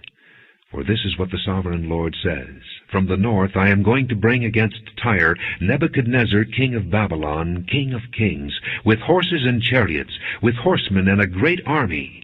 He will ravage your settlements on the mainland with the sword. He will set up siege works against you, build a ramp up to your walls, and raise his shields against you. He will direct the blows of his battering rams against your walls, and demolish your towers with his weapons. His horses will be so many that they will cover you with dust. Your walls will tremble at the noise of the war horses, wagons, and chariots when he enters your gates, as men enter a city whose walls have been broken through. The hoofs of his horses will trample all your streets. He will kill your people with the sword, and your strong pillars will fall to the ground. They will plunder your wealth and loot your merchandise. They will break down your walls and demolish your fine houses, and throw your stones, timber, and rubble into the sea. I will put an end to your noisy songs, and the music of your harps will be heard no more. I will make you a bare rock, and you will become a place to spread fish nets. You will never be rebuilt, for I, the Lord, have spoken, declares the sovereign Lord. This is what the sovereign Lord says to Tyre. Will not the coastlands tremble at the sound of your fall, when the wounded groan and the slaughter takes place in you? Then all the princes of the coast will step down from their thrones, and lay aside their robes, and take off their embroidered garments. Clothed with terror, they will sit on the ground, trembling every moment, appalled at you.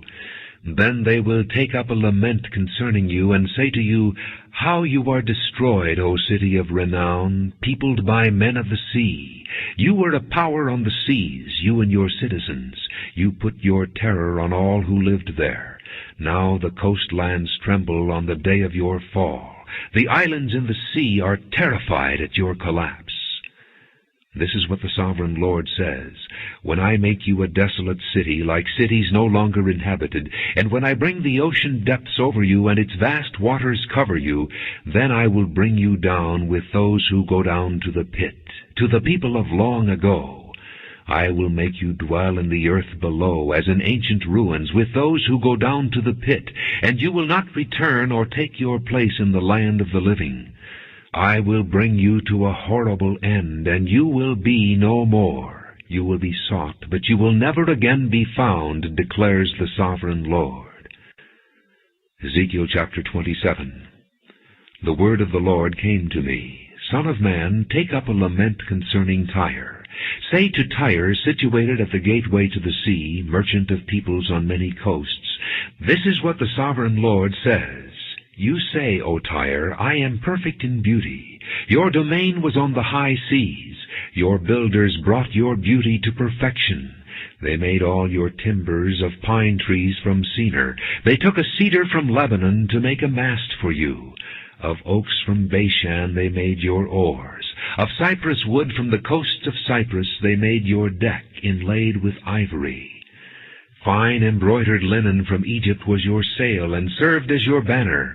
Your awnings were of blue and purple from the coasts of Elisha. Men of Sidon and Arvad were your oarsmen. Your skilled men, O Tyre, were aboard as your seamen. Veteran craftsmen of Jebel were on board as shipwrights to caulk your seams. All the ships of the sea and their sailors came alongside to trade for your wares.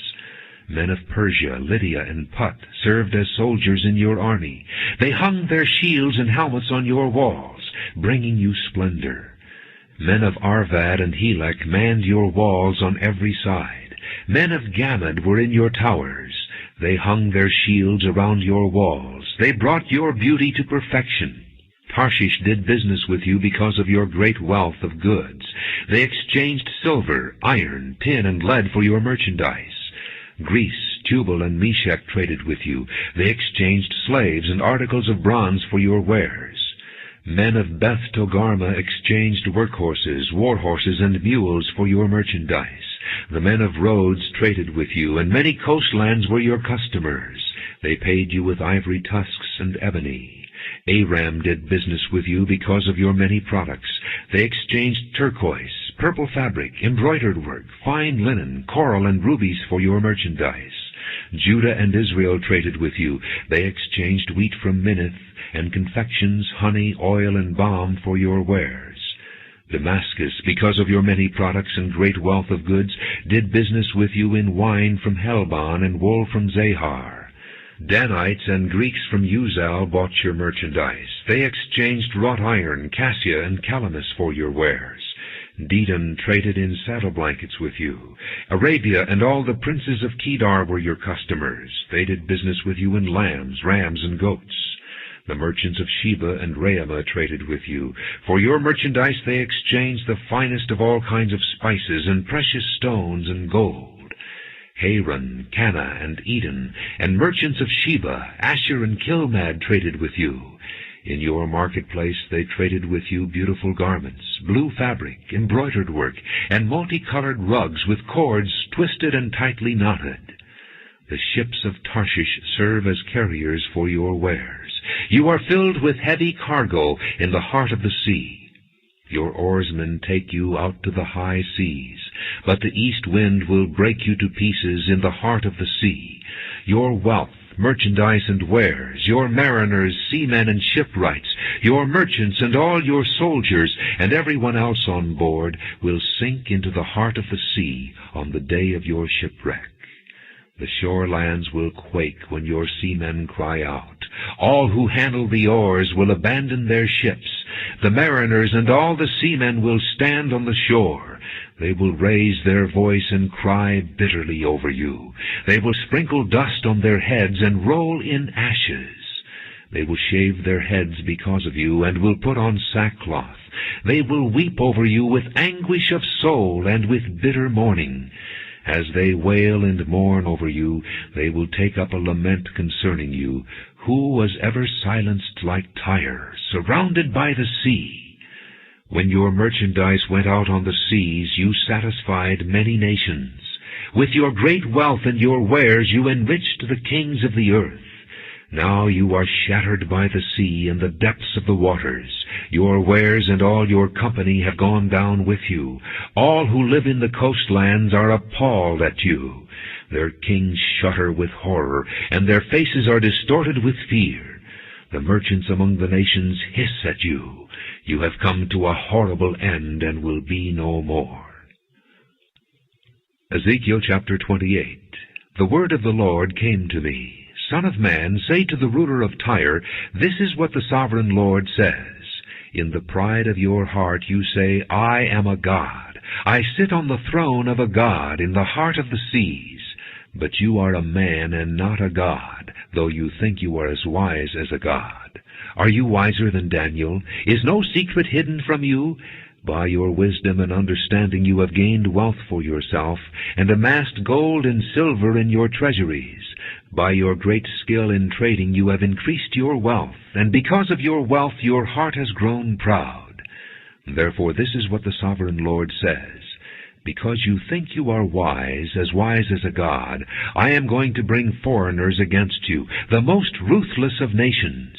They will draw their swords against your beauty and wisdom, and pierce your shining splendor. They will bring you down to the pit, and you will die a violent death in the heart of the seas. Will you then say, I am a god, in the presence of those who kill you? You will be but a man, not a god, in the hands of those who slay you. You will die the death of the uncircumcised at the hands of foreigners. I have spoken, declares the sovereign Lord. The word of the Lord came to me, Son of man, take up a lament concerning the king of Tyre, and say to him, This is what the sovereign Lord says. You were the model of perfection, full of wisdom and perfect in beauty. You were in Eden, the garden of God. Every precious stone adorned you, ruby, topaz, and emerald, chrysolite, onyx, and jasper, sapphire, turquoise, and beryl. Your settings and mountings were made of gold. On the day you were created, they were prepared. You were anointed as a guardian cherub, for so I ordained you. You were on the holy mount of God. You walked among the fiery stones. You were blameless in your ways from the day you were created till wickedness was found in you. Through your widespread trade you were filled with violence, and you sinned. So I drove you in disgrace from the mount of God, and I expelled you, O guardian cherub, from among the fiery stones. Your heart became proud on account of your beauty, and you corrupted your wisdom because of your splendor. So I threw you to the earth. I made a spectacle of you before kings. By your many sins and dishonest trade you have desecrated your sanctuaries. So I made a fire come out from you, and it consumed you, and I reduced you to ashes on the ground in the sight of all who were watching. All the nations who knew you are appalled at you. You have come to a horrible end and will be no more. The word of the Lord came to me. Son of man, set your face against Sidon. Prophesy against her, and say, This is what the sovereign Lord says.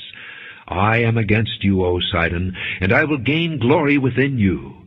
They will know that I am the Lord when I inflict punishment on her, and show myself holy within her. I will send a plague upon her, and make blood flow in her streets. The slain will fall within her, with the sword against her on every side. Then they will know that I am the Lord. No longer will the people of Israel have malicious neighbors who are painful briars and sharp thorns. Then they will know that I am the sovereign Lord. This is what the sovereign Lord says. When I gather the people of Israel from the nations where they have been scattered, I will show myself holy among them in the sight of the nations. Then they will live in their own land, which I gave to my servant Jacob. They will live there in safety, and will build houses and plant vineyards. They will live in safety when I inflict punishment on all their neighbors who maligned them. Then they will know that I am the Lord their God. Ezekiel chapter 29. In the 10th year, in the 10th month, on the 12th day, the word of the Lord came to me. Son of man, set your face against Pharaoh king of Egypt, and prophesy against him and against all Egypt. Speak to him and say, This is what the sovereign Lord says. I am against you, Pharaoh king of Egypt, you great monster lying among your streams. You say, The Nile is mine. I made it for myself. But I will put hooks in your jaws and make the fish of your streams stick to your scales. I will pull you out from among your streams with all the fish sticking to your scales. I will leave you in the desert, you and all the fish of your streams. You will fall on the open field, and not be gathered or picked up. I will give you as food to the beasts of the earth and the birds of the air. Then all who live in Egypt will know that I am the Lord. You have been a staff of reed for the house of Israel. When they grasped you with their hands, you splintered, and you tore open their shoulders. When they leaned on you, you broke, and their backs were wrenched. Therefore this is what the sovereign Lord says: I will bring a sword against you, and kill your men and their animals. Egypt will become a desolate wasteland. Then they will know that I am the Lord. Because you said, the Nile is mine, I made it. Therefore I am against you and against your streams, and I will make the land of Egypt a ruin and a desolate waste from Migdol to Aswan, as far as the border of Cush. No foot of man or animal will pass through it. No one will live there for 40 years. I will make the land of Egypt desolate among devastated lands, and her cities will lie desolate 40 years among ruined cities. And I will disperse the Egyptians among the nations, and scatter them through the countries. Yet this is what the sovereign Lord says: At the end of 40 years I will gather the Egyptians from the nations where they were scattered. I will bring them back from captivity, and return them to Upper Egypt, the land of their ancestry. There they will be a lowly kingdom. It will be the lowliest of kingdoms, and will never again exalt itself above the other nations. I will make it so weak that it will never again rule over the nations.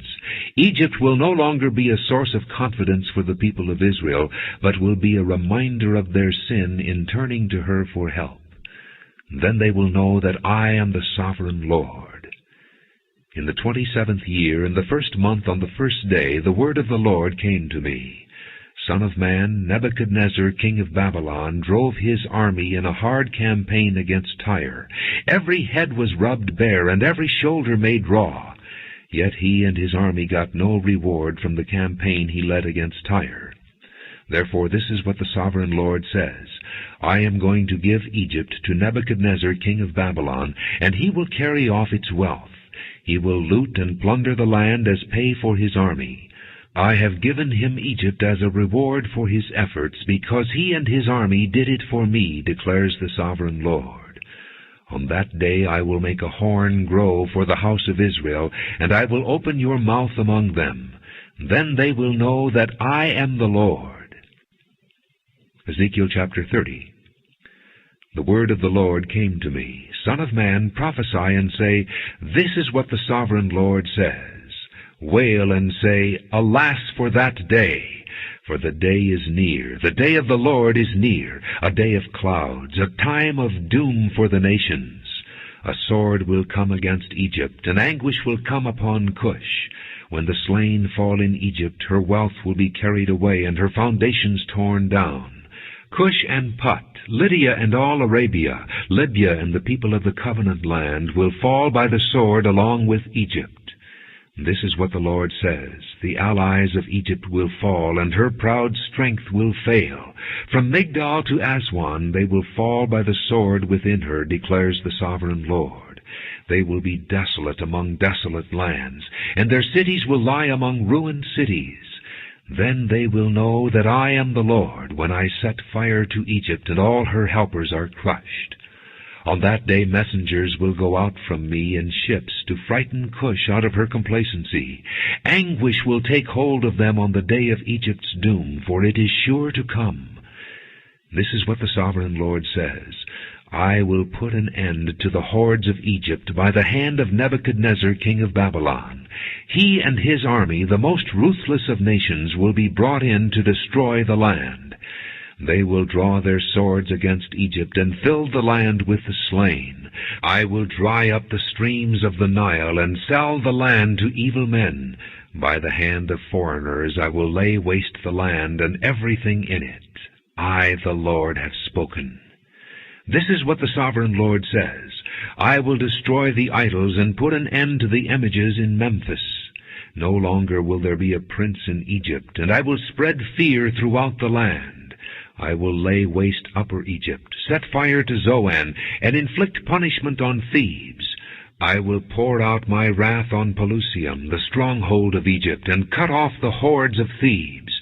I will set fire to Egypt. Pelusium will writhe in agony. Thebes will be taken by storm. Memphis will be in constant distress. The young men of Heliopolis and Bubastis will fall by the sword, and the cities themselves will go into captivity.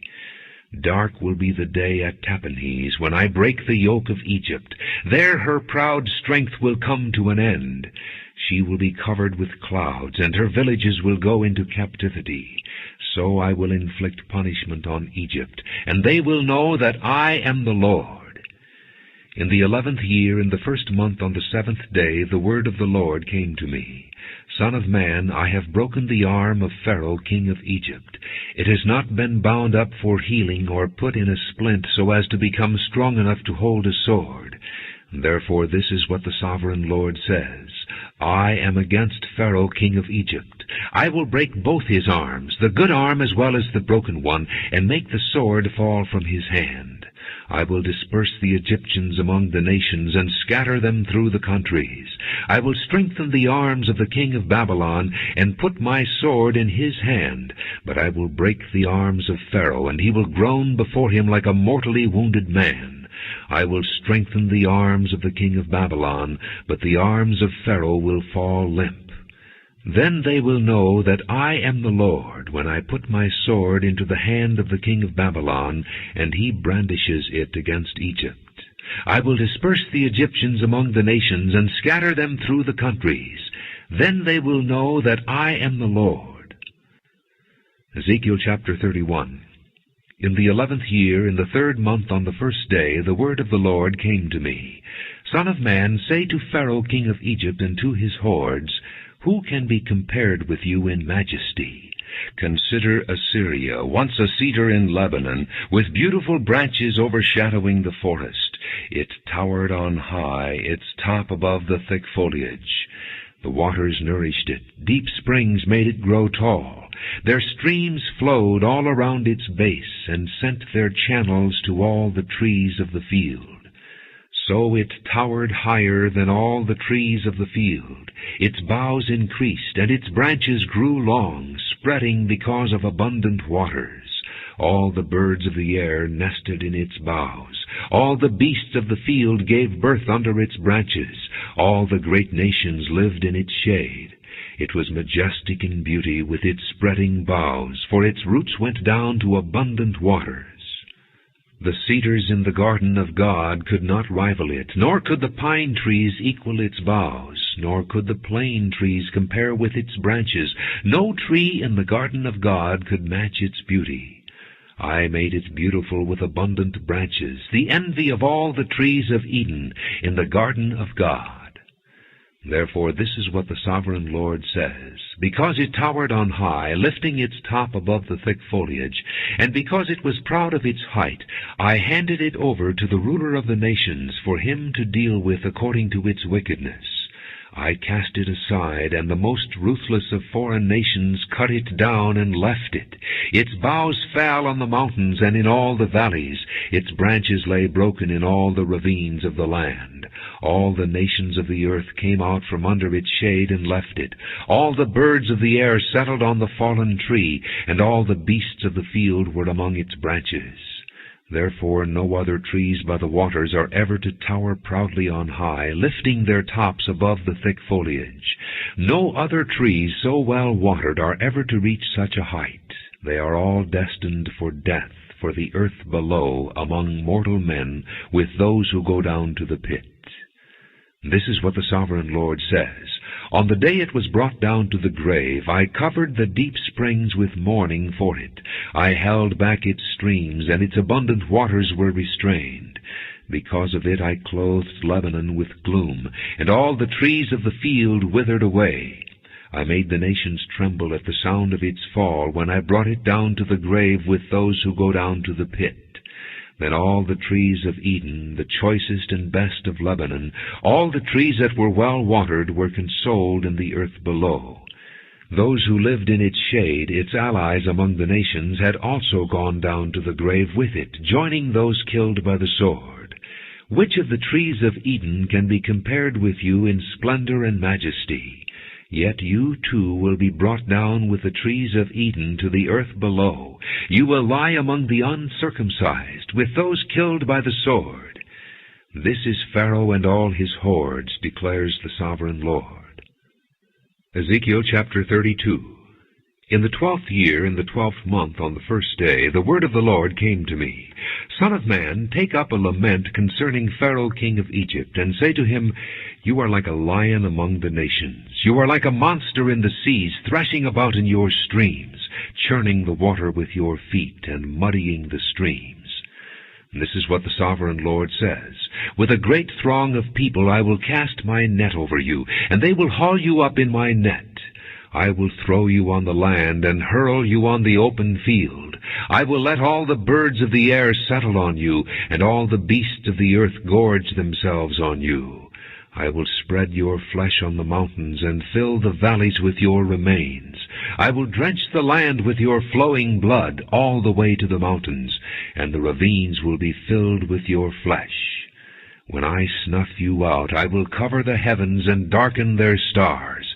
I will cover the sun with a cloud, and the moon will not give its light. All the shining lights in the heavens I will darken over you. I will bring darkness over your land, declares the sovereign Lord. I will trouble the hearts of many peoples when I bring about your destruction among the nations, among lands you have not known. I will cause many peoples to be appalled at you, and their kings will shudder with horror because of you when I brandish my sword before them. On the day of your downfall, each of them will tremble every moment for his life. For this is what the sovereign Lord says, The sword of the king of Babylon will come against you. I will cause your hordes to fall by the swords of mighty men, the most ruthless of all nations. They will shatter the pride of Egypt, and all her hordes will be overthrown. I will destroy all her cattle from beside abundant waters, no longer to be stirred by the foot of man or muddied by the hoofs of cattle. Then I will let her waters settle, and make her streams flow like oil, declares the sovereign Lord. When I make Egypt desolate and strip the land of everything in it, when I strike down all who live there, then they will know that I am the Lord. This is the lament they will chant for her. The daughters of the nations will chant it. For Egypt and all her hordes they will chant it, declares the sovereign Lord. In the 12th year, on the 15th day of the month, the word of the Lord came to me. Son of man, wail for the hordes of Egypt, and consign to the earth below both her and the daughters of mighty nations, with those who go down to the pit. Say to them, Are you more favored than others? Go down and be laid among the uncircumcised. They will fall among those killed by the sword. The sword is drawn. Let her be dragged off with all her hordes. From within the grave the mighty leaders will say of Egypt and her allies, They have come down, and they lie with the uncircumcised, with those killed by the sword. Assyria is there with her whole army. She is surrounded by the graves of all her slain, all who have fallen by the sword. Their graves are in the depths of the pit, and her army lies around her grave. All who had spread terror in the land of the living are slain, fallen by the sword. Elam is there with all her hordes around her grave. All of them are slain, fallen by the sword. All who had spread terror in the land of the living went down uncircumcised to the earth below. They bear their shame with those who go down to the pit. A bed is made for her among the slain, with all her hordes around her grave. All of them are uncircumcised, killed by the sword. Because their terror had spread in the land of the living, they bear their shame with those who go down to the pit. They are laid among the slain. Meshech and Tubal are there, with all their hordes around their graves. All of them are uncircumcised, killed by the sword, because they spread their terror in the land of the living. Do they not lie with the other uncircumcised warriors who have fallen, who went down to the grave with their weapons of war, whose swords were placed under their heads? The punishment for their sins rested on their bones, though the terror of these warriors had stalked through the land of the living. You too, O Pharaoh, will be broken, and will lie among the uncircumcised, with those killed by the sword. Edom is there, her kings and all her princes. Despite their power, they are laid with those killed by the sword. They lie with the uncircumcised, with those who go down to the pit. All the princes of the north and all the Sidonians are there. They went down with the slain in disgrace, despite the terror caused by their power. They lie uncircumcised with those killed by the sword, and bear their shame with those who go down to the pit. Pharaoh, he and all his army, will see them, and he will be consoled for all his hordes that were killed by the sword, declares the sovereign Lord. Although I had him spread terror in the land of the living, Pharaoh and all his hordes will be laid among the uncircumcised, with those killed by the sword, declares the sovereign Lord. Ezekiel chapter 33.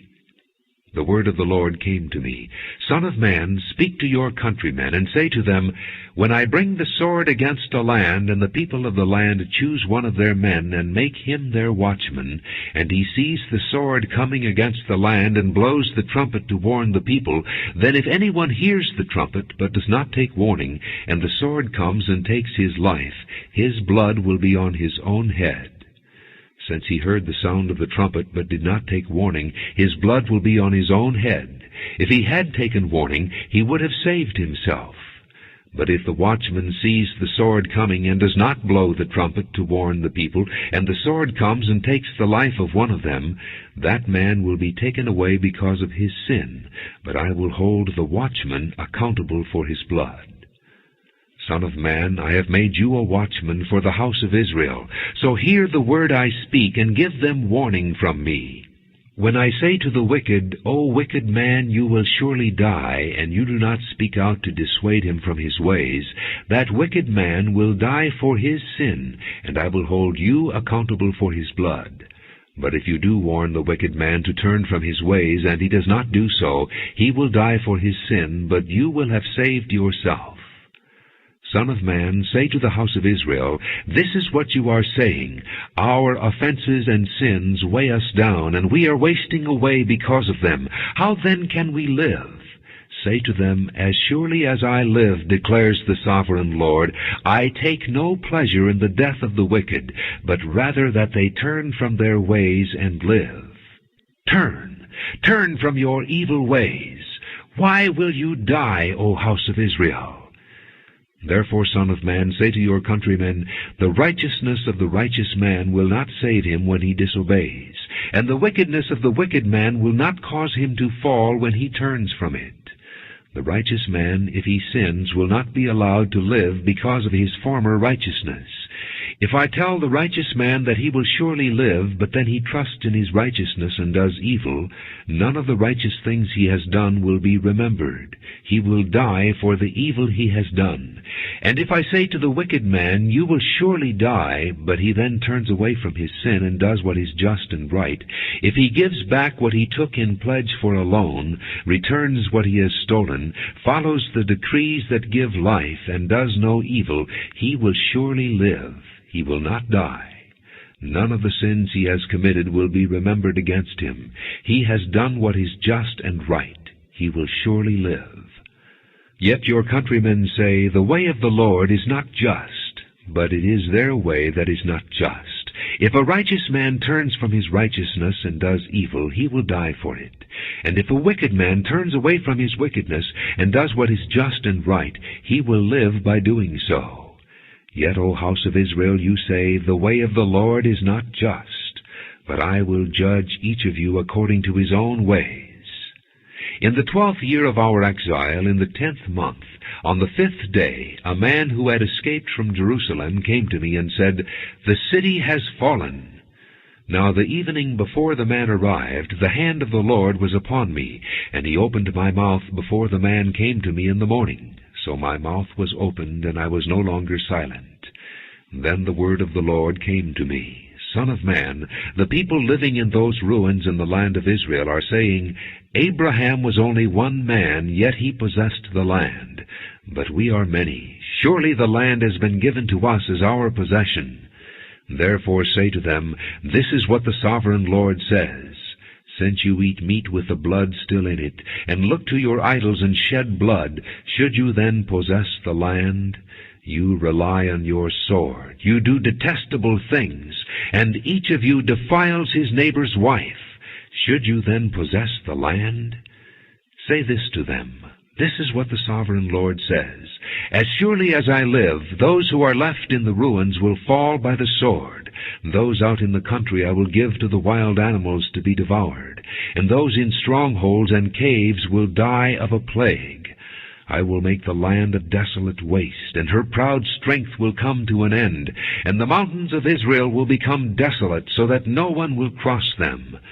Then they will know that I am the Lord, when I have made the land a desolate waste, because of all the detestable things they have done. As for you, Son of Man, your countrymen are talking together about you by the walls and at the doors of the houses, saying to each other, Come and hear the message that has come from the Lord. My people come to you as they usually do, and sit before you to listen to your words, but they do not put them into practice. With their mouths they express devotion, but their hearts are greedy for unjust gain. Indeed, to them you are nothing more than one who sings love songs with a beautiful voice and plays an instrument well, for they hear your words, but do not put them into practice. When all this comes true, and it surely will, then they will know that a prophet has been among them. Ezekiel chapter 34. The word of the Lord came to me.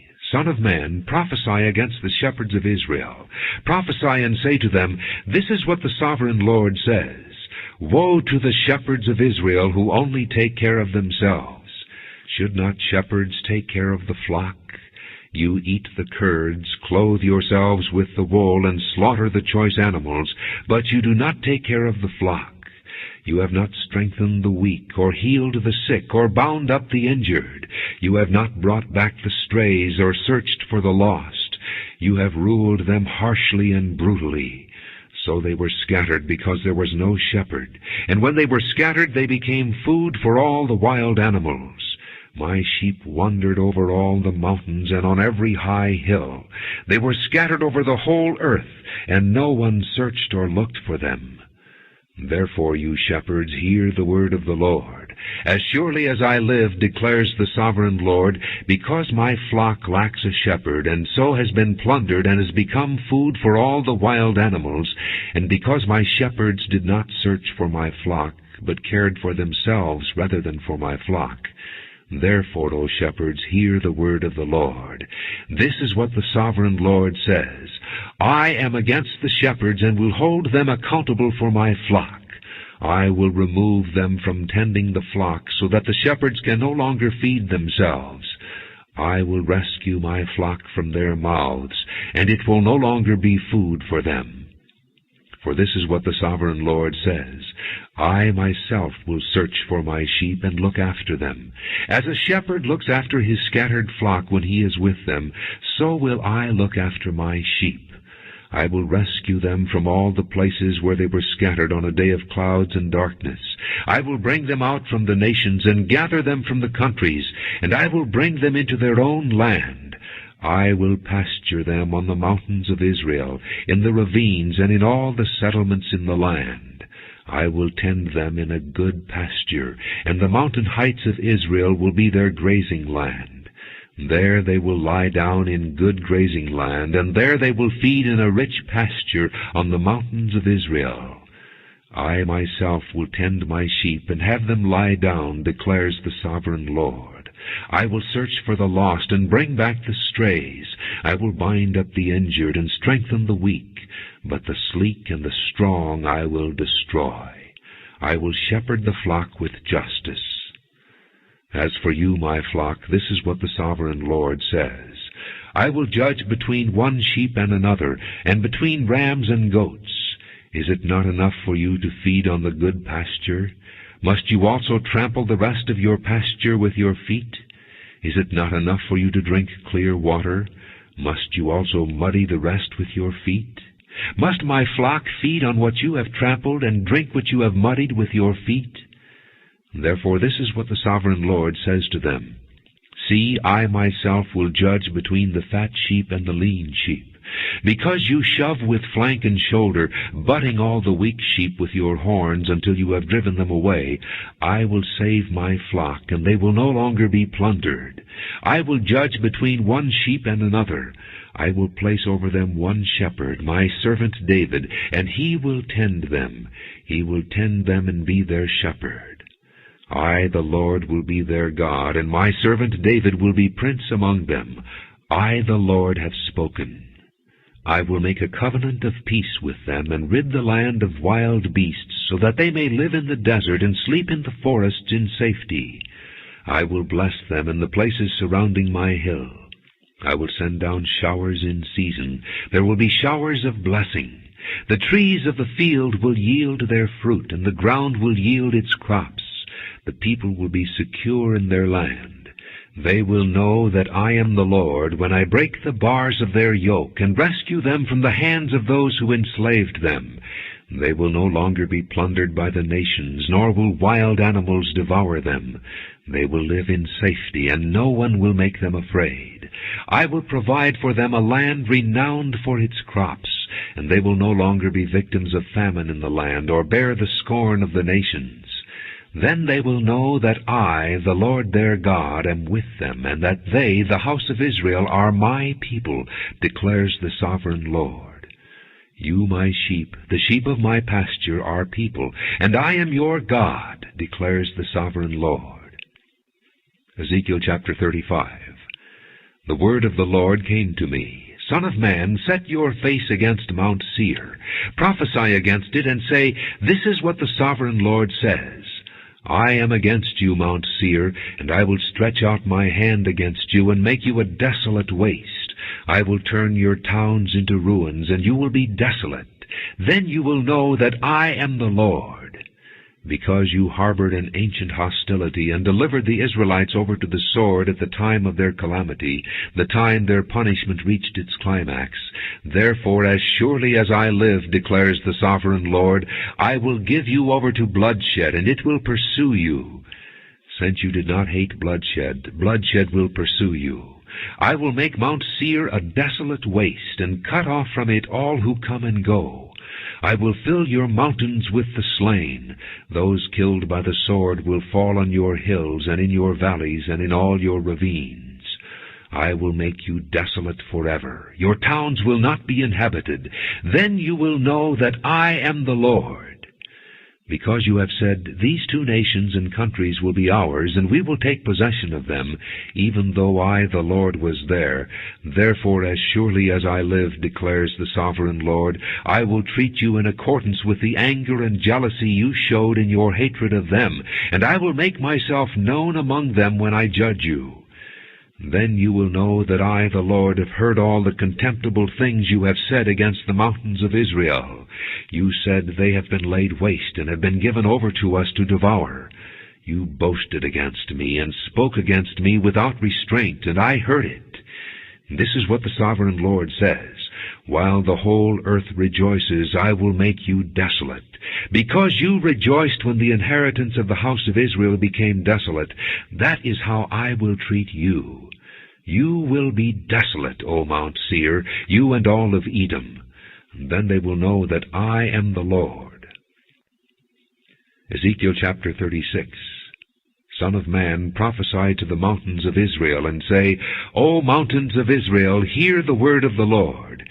This is what the sovereign Lord says. The enemy said of you, Aha! The ancient heights have become our possession.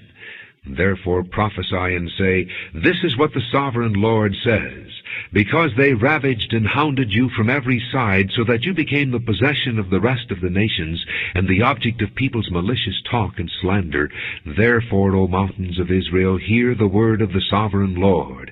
This is what the sovereign Lord says to the mountains and hills, to the ravines and valleys, to the desolate ruins and the deserted towns that have been plundered and ridiculed by the rest of the nations around you. This is what the sovereign Lord says. In my burning zeal I have spoken against the rest of the nations, and against all Edom, for with glee and with malice in their hearts they made my land their own possession, so that they might plunder its pasture land. Therefore prophesy concerning the land of Israel, and say to the mountains and hills, to the ravines and valleys, This is what the sovereign Lord says. I speak in my jealous wrath, because you have suffered the scorn of the nations. Therefore this is what the sovereign Lord says. I swear with uplifted hand that the nations around you will also suffer scorn. But you, O mountains of Israel, will produce branches and fruit for my people Israel, for they will soon come home. I am concerned for you, and will look on you with favor. You will be plowed and sown, and I will multiply the number of people upon you, even the whole house of Israel. The towns will be inhabited, and the ruins rebuilt. I will increase the number of men and animals upon you, and they will be fruitful and become numerous. I will settle people on you as in the past, and will make you prosper more than before. Then you will know that I am the Lord. I will cause people, my people Israel, to walk upon you. They will possess you, and you will be their inheritance. You will never again deprive them of their children. This is what the sovereign Lord says. Because people say to you, You devour men and deprive your nation of its children, therefore you will no longer devour men or make your nation childless, declares the sovereign Lord.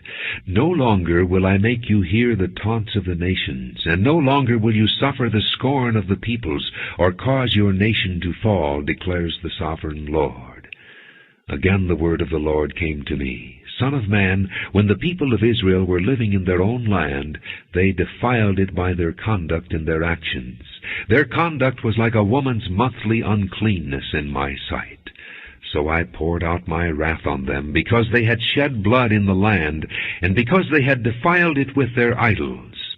I dispersed them among the nations, and they were scattered through the countries.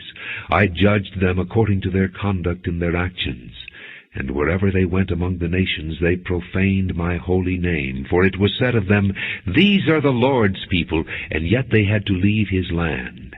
I had concern for my holy name, which the house of Israel profaned among the nations where they had gone. Therefore say to the house of Israel, This is what the sovereign Lord says. It is not for your sake, O house of Israel, that I am going to do these things, but for the sake of my holy name, which you have profaned among the nations where you have gone. I will show the holiness of my great name, which has been profaned among the nations, the name you have profaned among them. Then the nations will know that I am the Lord, declares the sovereign Lord, when I show myself holy through you before their eyes. For I will take you out of the nations. I will gather you from all the countries and bring you back into your own land. I will sprinkle clean water on you, and you will be clean. I will cleanse you from all your impurities and from all your idols. I will give you a new heart and put a new spirit in you. I will remove from you your heart of stone and give you a heart of flesh. And I will put my spirit in you, and move you to follow my decrees, and be careful to keep my laws. You will live in the land I gave your forefathers.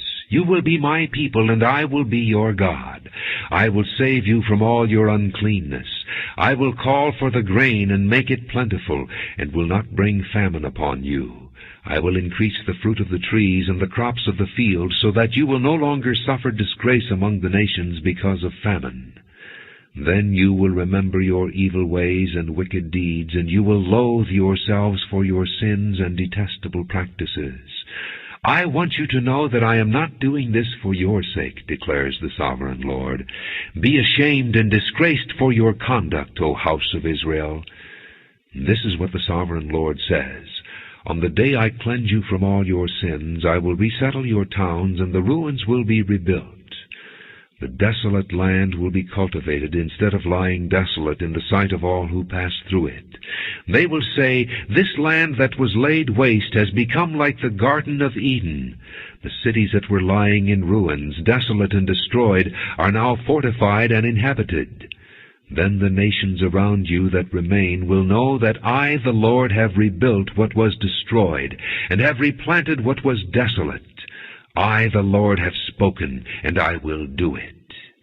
This is what the Sovereign Lord says. Once again I will yield to the plea of the house of Israel and do this for them. I will make their people as numerous as sheep, as numerous as the flocks for offerings at Jerusalem during her appointed feasts. So will the ruined cities be filled with flocks of people. Then they will know that I am the Lord. Ezekiel chapter 37. The hand of the Lord was upon me, and he brought me out by the Spirit of the Lord, and set me in the middle of a valley. It was full of bones. He led me back and forth among them, and I saw a great many bones on the floor of the valley, bones that were very dry. He asked me, Son of man, can these bones live? I said, O Sovereign Lord, you alone know. Then he said to me, Prophesy to these bones, and say to them, Dry bones, hear the word of the Lord. This is what the Sovereign Lord says to these bones. I will make breath enter you, and you will come to life. I will attach tendons to you, and make flesh come upon you, and cover you with skin. I will put breath in you, and you will come to life. Then you will know that I am the Lord. So I prophesied as I was commanded, and as I was prophesying there was a noise, a rattling sound, and the bones came together, bone to bone. I looked, and tendons and flesh appeared on them, and skin covered them, but there was no breath in them. Then he said to me, Prophesy to the breath. Prophesy, Son of man, and say to it, This is what the Sovereign Lord says. Come from the four winds, O breath, and breathe into these slain, that they may live. So I prophesied as he commanded me, and breath entered them. They came to life and stood up on their feet, a vast army. Then he said to me, Son of man, these bones are the whole house of Israel. They say, Our bones are dried up, and our hope is gone. We are cut off. Therefore prophesy, and say to them, This is what the Sovereign Lord says. O my people, I am going to open your graves, and bring you up from them. I will bring you back to the land of Israel. Then you, my people, will know that I am the Lord, when I open your graves and bring you up from them. I will put my Spirit in you, and you will live, and I will settle you in your own land. Then you will know that I, the Lord, have spoken, and I have done it, declares the Lord. The word of the Lord came to me, Son of man, take a stick of wood and write on it, belonging to Judah and the Israelites associated with him. Then take another stick of wood and write on it, Ephraim's stick, belonging to Joseph, and all the house of Israel associated with him. Join them together into one stick, so that they will become one in your hand. When your countrymen ask you, Won't you tell us what you mean by this? Say to them, This is what the Sovereign Lord says. I am going to take the stick of Joseph, which is in Ephraim's hand, and of the Israelite tribes associated with him, and join it to Judah's stick, making them a single stick of wood, and they will become one in my hand. Hold before their eyes the sticks you have written on, and say to them, This is what the Sovereign Lord says. I will take the Israelites out of the nations where they have gone. I will gather them from all around, and bring them back into their own land. I will make them one nation in the land, on the mountains of Israel. There will be one king over all of them, and they will never again be two nations or be divided into two kingdoms. They will no longer defile themselves with their idols and vile images, or with any of their offenses, for I will save them from all their sinful backsliding, and I will cleanse them. They will be my people, and I will be their God. My servant David will be king over them, and they will all have one shepherd. They will follow my laws and be careful to keep my decrees. They will live in the land I gave to my servant Jacob, the land where your fathers lived. They and their children and their children's children will live there forever, and David my servant will be their prince forever. I will make a covenant of peace with them. It will be an everlasting covenant. I will establish them and increase their numbers, and I will put my sanctuary among them forever. My dwelling place will be with them. I will be their God, and they will be my people. Then the nations will know that I, the Lord, make Israel holy, when my sanctuary is among them forever. Ezekiel chapter 38. The word of the Lord came to me. Son of man, set your face against Gog of the land of Magog, the chief prince of Meshech and Tubal. Prophesy against him, and say, This is what the sovereign Lord says. I am against you, O Gog, chief prince of Meshech and Tubal. I will turn you around, put hooks in your jaws, and bring you out with your whole army, your horses, your horsemen fully armed, and a great horde with large and small shields, all of them brandishing their swords. Persia, Cush, and Put will be with them, all with shields and helmets. Also Gomer with all its troops, and Beth Togarmah from the far north with all its troops, the many nations with you. Get ready, be prepared, you and all the hordes gathered about you, and take command of them. After many days you will be called to arms. In future years you will invade a land that has recovered from war, whose people were gathered from many nations to the mountains of Israel, which had long been desolate. They had been brought out from the nations, and now all of them live in safety. You and all your troops and the many nations with you will go up, advancing like a storm. You will be like a cloud covering the land. This is what the sovereign Lord says. On that day thoughts will come into your mind, and you will devise an evil scheme. You will say, I will invade a land of unwalled villages. I will attack a peaceful and unsuspecting people, all of them living without walls and without gates and bars. I will plunder and loot and turn my hand against the resettled ruins, and the people gathered from the nations, rich in livestock and goods, living at the center of the land. Sheba and Dedan and the merchants of Tarshish and all her villages will say to you, Have you come to plunder? Have you gathered your hordes to loot, to carry off silver and gold, to take away livestock and goods, and to seize much plunder? Therefore, Son of man, prophesy and say to Gog, This is what the sovereign Lord says. In that day, when my people Israel are living in safety, will you not take notice of it? You will come from your place in the far north, you and many nations with you, all of them riding on horses, a great horde, a mighty army. You will advance against my people Israel like a cloud that covers the land. In days to come, O Gog, I will bring you against my land, so that the nations may know me when I show myself holy through you before their eyes. This is what the sovereign Lord says. Are you not the one I spoke of in former days by my servants the prophets of Israel? At that time they prophesied for years that I would bring you against them. This is what will happen in that day. When Gog attacks the land of Israel, my hot anger will be aroused, declares the sovereign Lord. In my zeal and fiery wrath I declare that at that time there shall be a great earthquake in the land of Israel.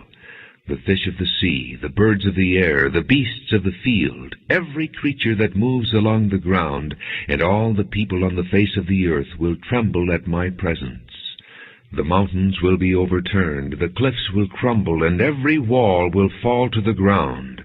I will summon a sword against Gog on all my mountains, declares the sovereign Lord. Every man's sword will be against his brother. I will execute judgment upon him with plague and bloodshed. I will pour down torrents of rain, hailstones, and burning sulfur on him and on his troops and on the many nations with him. And so I will show my greatness and my holiness, and I will make myself known in the sight of many nations. Then they will know that I am the Lord. Ezekiel chapter 39. Son of man, prophesy against Gog, and say, This is what the sovereign Lord says. I am against you, O Gog, chief prince of Meshech and Tubal. I will turn you around and drag you along. I will bring you from the far north and send you against the mountains of Israel.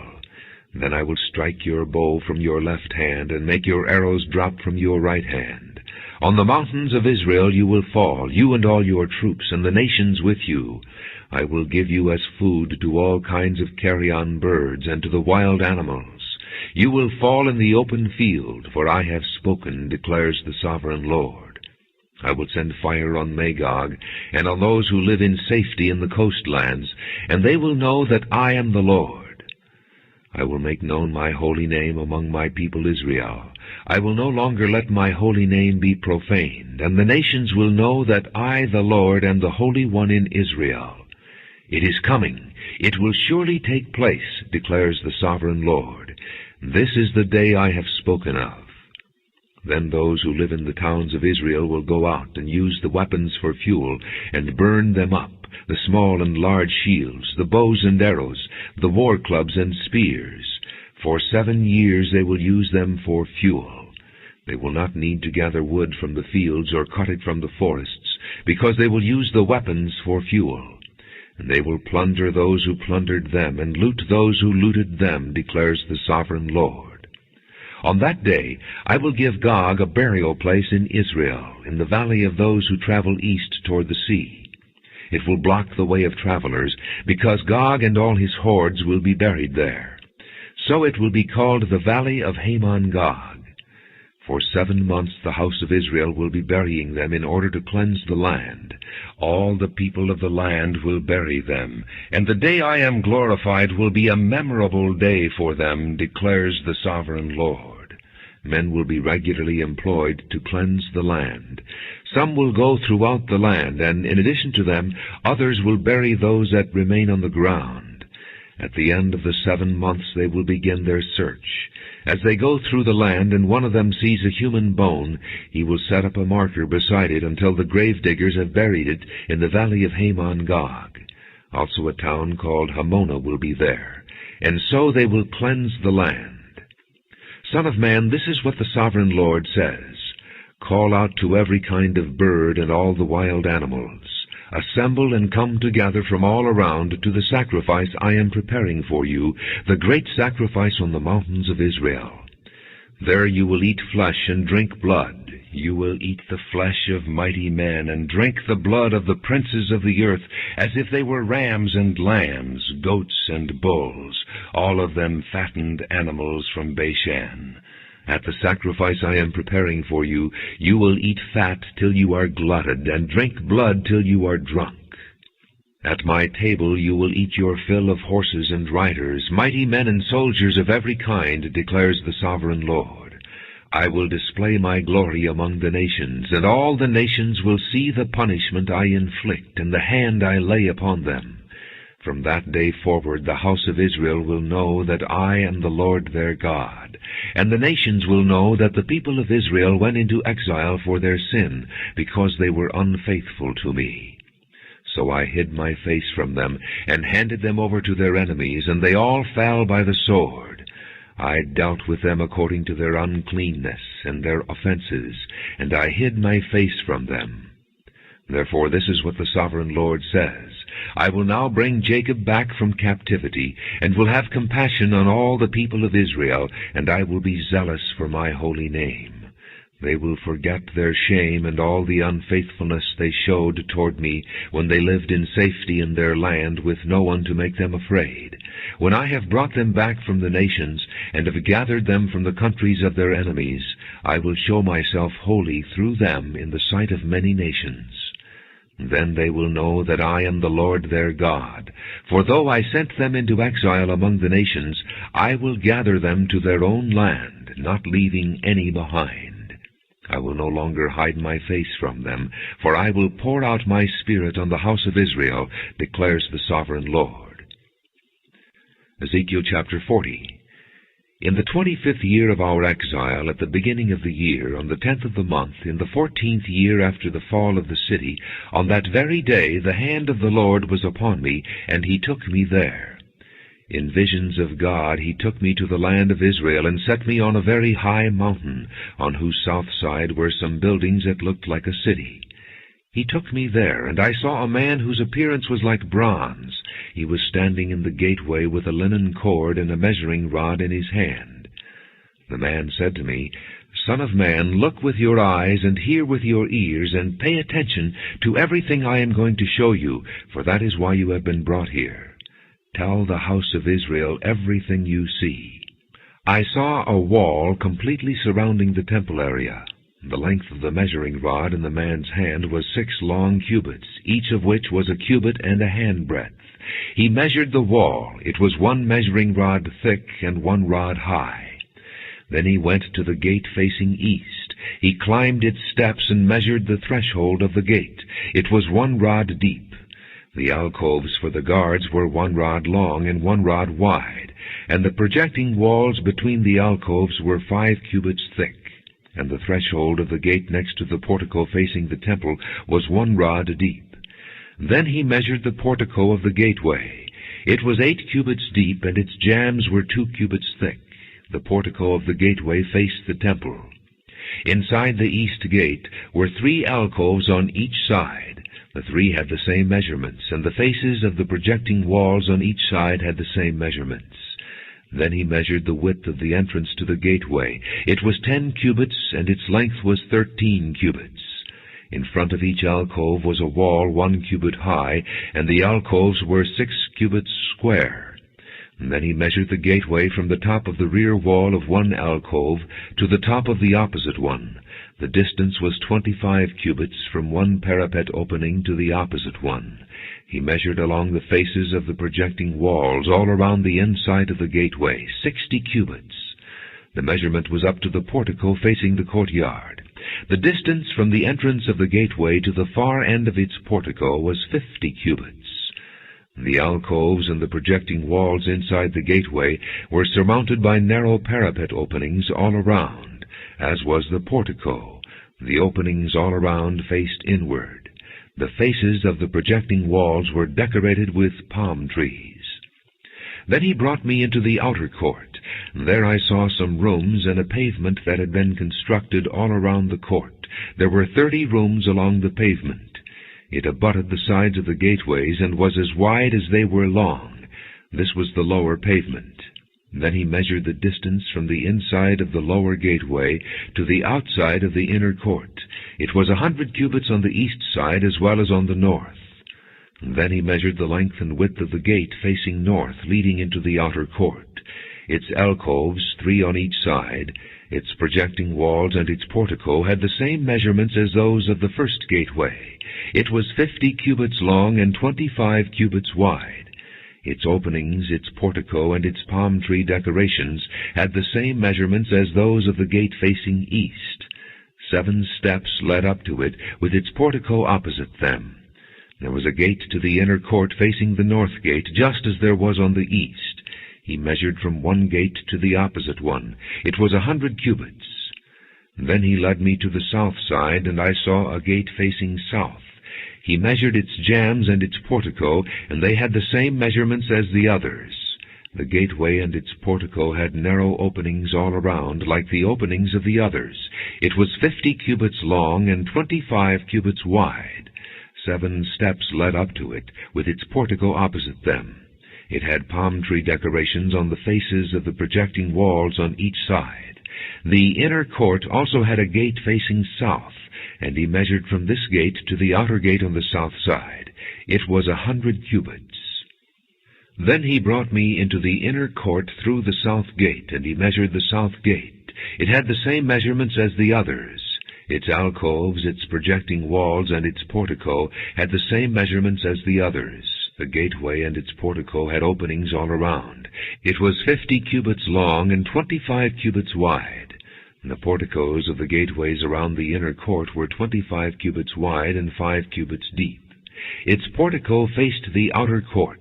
Palm trees decorated its jambs, and 8 steps led up to it. Then he brought me to the inner court on the east side, and he measured the gateway. It had the same measurements as the others. Its alcoves, its projecting walls, and its portico had the same measurements as the others. The gateway and its portico had openings all around. It was 50 cubits long and 25 cubits wide. Its portico faced the outer court. Palm trees decorated the jambs on either side, and 8 steps led up to it. Then he brought me to the north gate and measured it. It had the same measurements as the others, as did its alcoves, its projecting walls, and its portico, and it had openings all around. It was 50 cubits long and 25 cubits wide. Its portico faced the outer court. Palm trees decorated the jambs on either side, and 8 steps led up to it. A room with a doorway was by the portico in each of the inner gateways, where the burnt offerings were washed. In the portico of the gateway were 2 tables on each side, on which the burnt offerings, sin offerings, and guilt offerings were slaughtered. By the outside wall of the portico of the gateway, near the steps at the entrance to the north gateway, were 2 tables, and on the other side of the steps were 2 tables. So there were 4 tables on one side of the gateway, and 4 on the other, 8 tables in all, on which the sacrifices were slaughtered. There were also 4 tables of dressed stone for the burnt offerings, each 1.5 cubits long, 1.5 cubits wide, and 1 cubit high. On them were placed the utensils for slaughtering the burnt offerings and the other sacrifices. And double-pronged hooks, each 1 handbreadth long, were attached to the wall all around. The tables were for the flesh of the offerings. Outside the inner gate, within the inner court, were 2 rooms, one at the side of the north gate and facing south, and another at the side of the south gate and facing north. He said to me, "The room facing south is for the priests who have charge of the temple, and the room facing north is for the priests who have charge of the altar. These are the sons of Zadok, who are the only Levites who may draw near to the Lord to minister before him." Then he measured the court. It was square, 100 cubits long and 100 cubits wide, and the altar was in front of the temple. He brought me to the portico of the temple and measured the jambs of the portico. They were 5 cubits wide on either side. The width of the entrance was 14 cubits, and its projecting walls were 3 cubits wide on either side. The portico was 20 cubits wide and 12 cubits from front to back. It was reached by a flight of stairs, and there were pillars on each side of the jambs. Ezekiel chapter 41. Then the man brought me to the outer sanctuary and measured the jambs. The width of the jambs was 6 cubits on each side. The entrance was 10 cubits wide, and the projecting walls on each side of it were 5 cubits wide. He also measured the outer sanctuary. It was 40 cubits long and 20 cubits wide. Then he went into the inner sanctuary and measured the jambs of the entrance. Each was 2 cubits wide. The entrance was 6 cubits wide, and the projecting walls on each side of it were 7 cubits wide. And he measured the length of the inner sanctuary. It was 20 cubits, and its width was 20 cubits across the end of the outer sanctuary. He said to me, "This is the most holy place." Then he measured the wall of the temple. It was 6 cubits thick, and each side room around the temple was 4 cubits wide. The side rooms were on 3 levels, one above the other, 30 on each level. There were ledges all around the wall of the temple to serve as supports for the side rooms, so that the supports were not inserted into the wall of the temple. The side rooms all around the temple were wider at each successive level. The structure surrounding the temple was built in ascending stages, so that the rooms widened as one went upward. A stairway went up from the lowest floor to the top floor through the middle floor. I saw that the temple had a raised base all around it, forming the foundation of the side rooms. It was the length of the rod, 6 long cubits. The outer wall of the side rooms was 5 cubits thick. The open area between the side rooms of the temple and the priest's rooms was 20 cubits wide all around the temple. There were entrances to the side rooms from the open area, one on the north and another on the south, and the base adjoining the open area was 5 cubits wide all around. The building facing the temple courtyard on the west side was 70 cubits wide. The wall of the building was 5 cubits thick all around, and its length was 90 cubits. Then he measured the temple. It was 100 cubits long, and the temple courtyard and the building with its walls were also 100 cubits long. The width of the temple courtyard on the east, including the front of the temple, was 100 cubits. Then he measured the length of the building facing the courtyard at the rear of the temple, including its galleries on each side. It was 100 cubits. The outer sanctuary, the inner sanctuary, and the portico facing the court, as well as the thresholds and the narrow windows and galleries around the 3 of them, everything beyond and including the threshold was covered with wood. The floor, the wall up to the windows, and the windows were covered. In the space above the outside of the entrance to the inner sanctuary, and on the walls at regular intervals all around the inner and outer sanctuary, were carved cherubim and palm trees. Palm trees alternated with cherubim. Each cherub had 2 faces, the face of a man toward the palm tree on one side, and the face of a lion toward the palm tree on the other. They were carved all around the whole temple. From the floor to the area above the entrance, cherubim and palm trees were carved on the wall of the outer sanctuary. The outer sanctuary had a rectangular door frame, and the one at the front of the most holy place was similar. There was a wooden altar 3 cubits high and 2 cubits square. Its corners, its base, and its sides were of wood. The man said to me, "This is the table that is before the Lord." Both the outer sanctuary and the most holy place had double doors. Each door had 2 leaves, 2 hinged leaves for each door. And on the doors of the outer sanctuary were carved cherubim and palm trees like those carved on the walls, and there was a wooden overhang on the front of the portico. On the side walls of the portico were narrow windows with palm trees carved on each side. The side rooms of the temple also had overhangs. Ezekiel chapter 42. Then the man led me northward into the outer court, and brought me to the rooms opposite the temple courtyard, and opposite the outer wall on the north side. The building whose door faced north was 100 cubits long and 50 cubits wide. Both in the section 20 cubits from the inner court, and in the section opposite the pavement of the outer court, gallery faced gallery at the 3 levels. In front of the rooms was an inner passageway 10 cubits wide and 100 cubits long. Their doors were on the north. Now the upper rooms were narrower, for the galleries took more space from them than from the rooms on the lower and middle floors of the building. The rooms on the 3rd floor had no pillars, as the courts had, so they were smaller in floor space than those on the lower and middle floors. There was an outer wall parallel to the rooms and the outer court. It extended in front of the rooms for 50 cubits. While the row of rooms on the side next to the outer court was 50 cubits long, the row on the side nearest the sanctuary was 100 cubits long. The lower rooms had an entrance on the east side as one enters them from the outer court. On the south side, along the length of the wall of the outer court, adjoining the temple courtyard and opposite the outer wall, were rooms with a passageway in front of them. These were like the rooms on the north.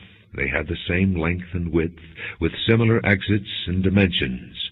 Similar to the doorways on the north were the doorways of the rooms on the south. There was a doorway at the beginning of the passageway that was parallel to the corresponding wall extending eastward, by which one enters the rooms. Then he said to me, "The north and south rooms facing the temple courtyard are the priests' rooms, where the priests who approach the Lord will eat the most holy offerings.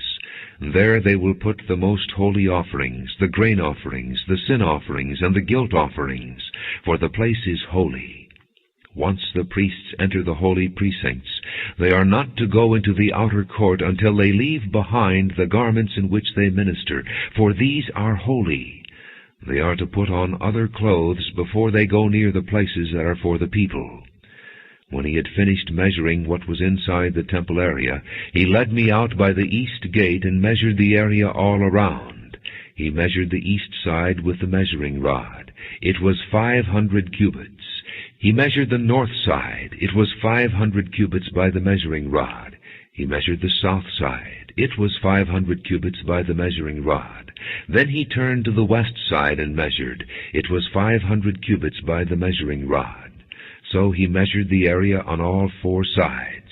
It had a wall around it, 500 cubits long and 500 cubits wide, to separate the holy from the common. Ezekiel chapter 43. Then the man brought me to the gate facing east, and I saw the glory of the God of Israel coming from the east. His voice was like the roar of rushing waters, and the land was radiant with his glory. The vision I saw was like the vision I had seen when he came to destroy the city, and like the visions I had seen by the Kibar River, and I fell face down. The glory of the Lord entered the temple through the gate facing east. Then the Spirit lifted me up and brought me into the inner court, and the glory of the Lord filled the temple. While the man was standing beside me, I heard someone speaking to me from inside the temple. He said, "Son of man, this is the place of my throne, and the place for the soles of my feet. This is where I will live among the Israelites forever. The house of Israel will never again defile my holy name, neither they nor their kings, by their prostitution and the lifeless idols of their kings at their high places. when they placed their threshold next to my threshold, and their doorposts beside my doorposts, with only a wall between me and them, they defiled my holy name by their detestable practices. So I destroyed them in my anger.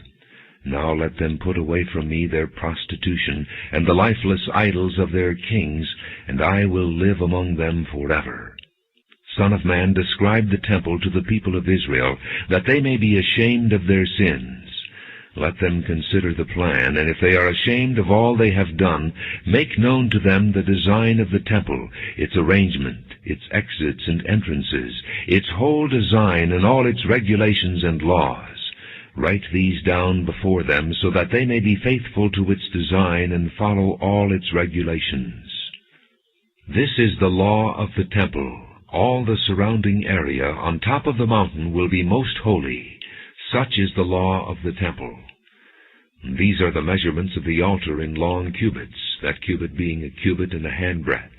Its gutter is a cubit deep and a cubit wide, with a rim of 1 span around the edge. And this is the height of the altar. From the gutter on the ground up to the lower edge it is 2 cubits high and a cubit wide. And from the smaller ledge up to the larger ledge it is 4 cubits high and a cubit wide. The altar hearth is 4 cubits high, and 4 horns project upward from the hearth. The altar hearth is square, 12 cubits long and 12 cubits wide. The upper ledge also is square, 14 cubits long and 14 cubits wide, with a rim of half a cubit and a gutter of a cubit all around. The steps of the altar face east.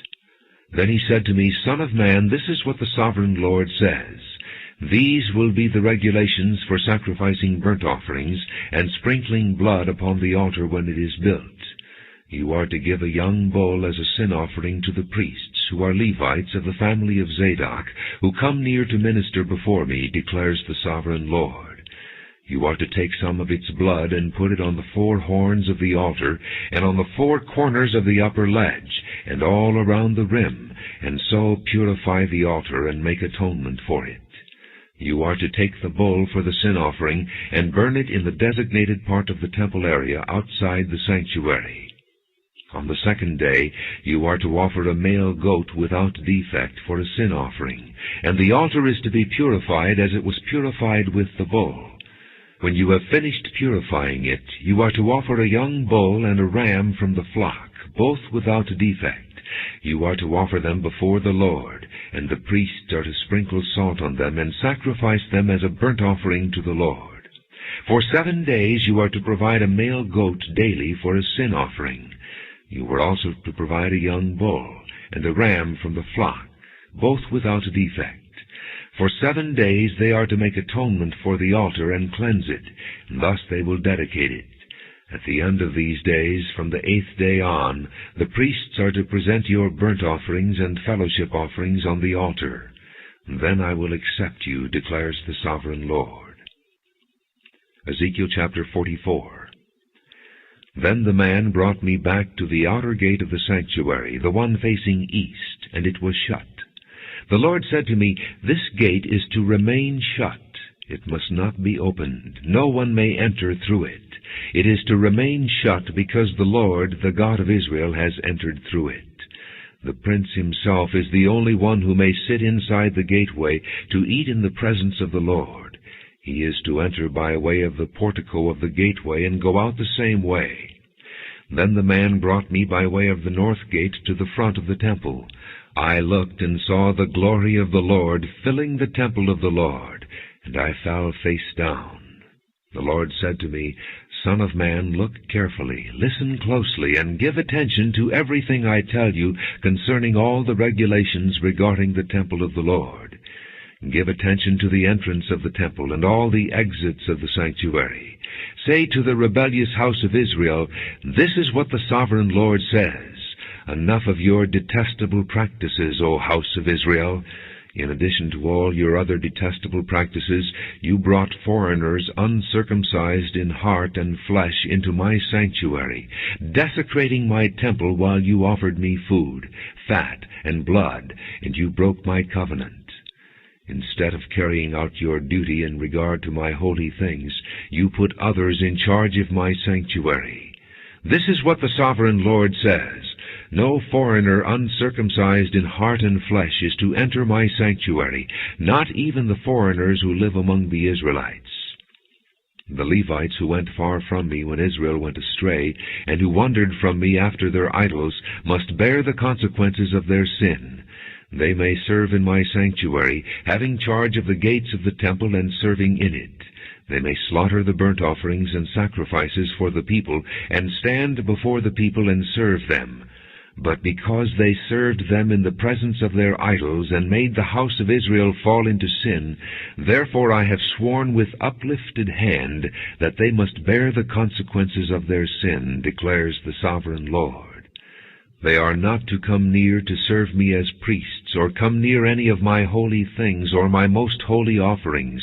They must bear the shame of their detestable practices.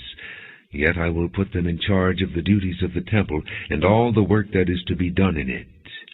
But the priests, who are Levites and descendants of Zadok, and who carefully carried out the duties of my sanctuary when the Israelites went astray from me, are to come near to minister before me.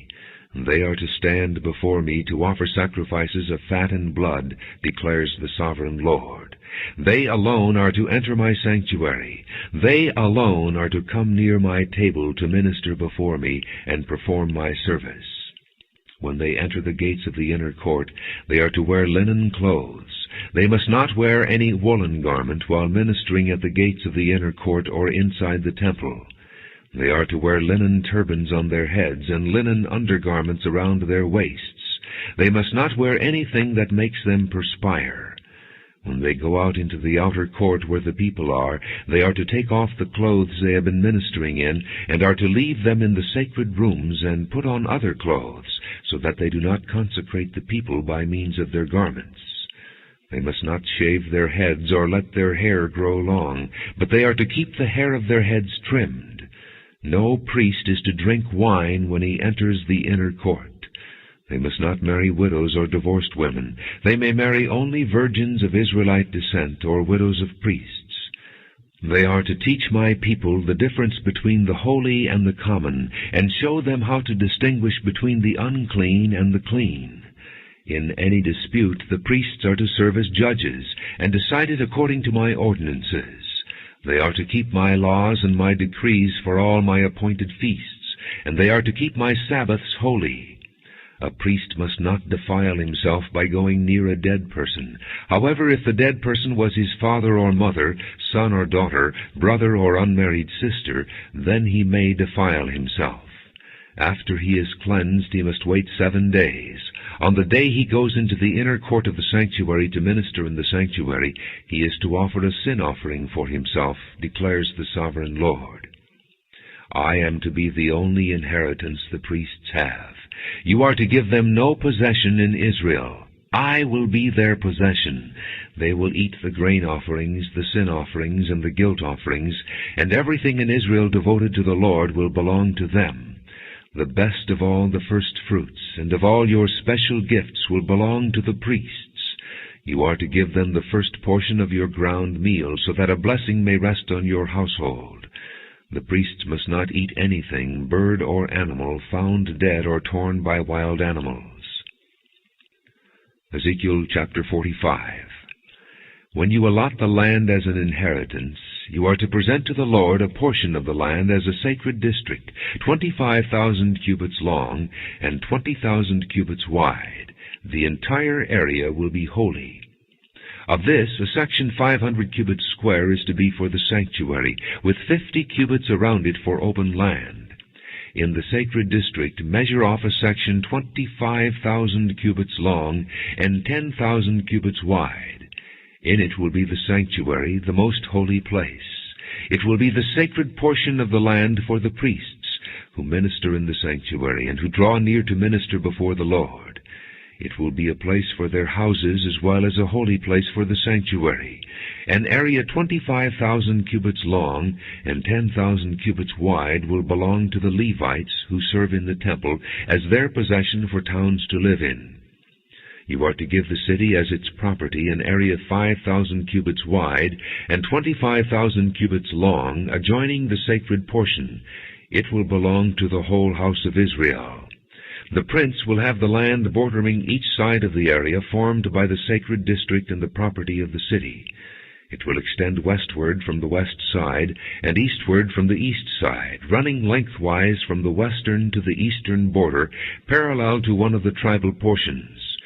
This land will be his possession in Israel, and my princes will no longer oppress my people, but will allow the house of Israel to possess the land according to their tribes. This is what the sovereign Lord says. You have gone far enough, O princes of Israel. Give up your violence and oppression, and do what is just and right. Stop dispossessing my people, declares the sovereign Lord. You are to use accurate scales, an accurate ephah, and an accurate bath. The ephah and the bath are to be the same size, the bath containing 1/10 of a homer, and the ephah 1/10 of a homer. The homer is to be the standard measure for both. The shekel is to consist of 20 gerahs, 20 shekels plus 25 shekels plus 15 shekels equal 1 mina. This is the special gift you are to offer, 1/6 of an ephah from each homer of wheat, and 1/6 of an ephah from each homer of barley.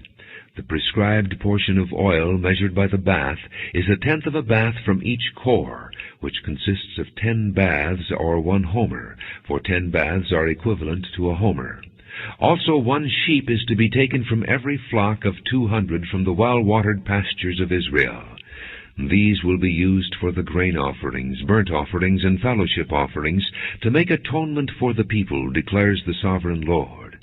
All the people of the land will participate in this special gift for the use of the prince in Israel. It will be the duty of the prince to provide the burnt offerings, grain offerings, and drink offerings at the festivals, the new moons, and the Sabbaths, at all the appointed feasts of the house of Israel. He will provide the sin offerings, grain offerings, burnt offerings, and fellowship offerings, to make atonement for the house of Israel. This is what the sovereign Lord says. In the first month, on the first day, you are to take a young bull without defect, and purify the sanctuary. The priest is to take some of the blood of the sin offering, and put it on the doorposts of the temple, on the 4 corners of the upper ledge of the altar, and on the gateposts of the inner court. You are to do the same on the 7th day of the month, for anyone who sins unintentionally or through ignorance. So you are to make atonement for the temple.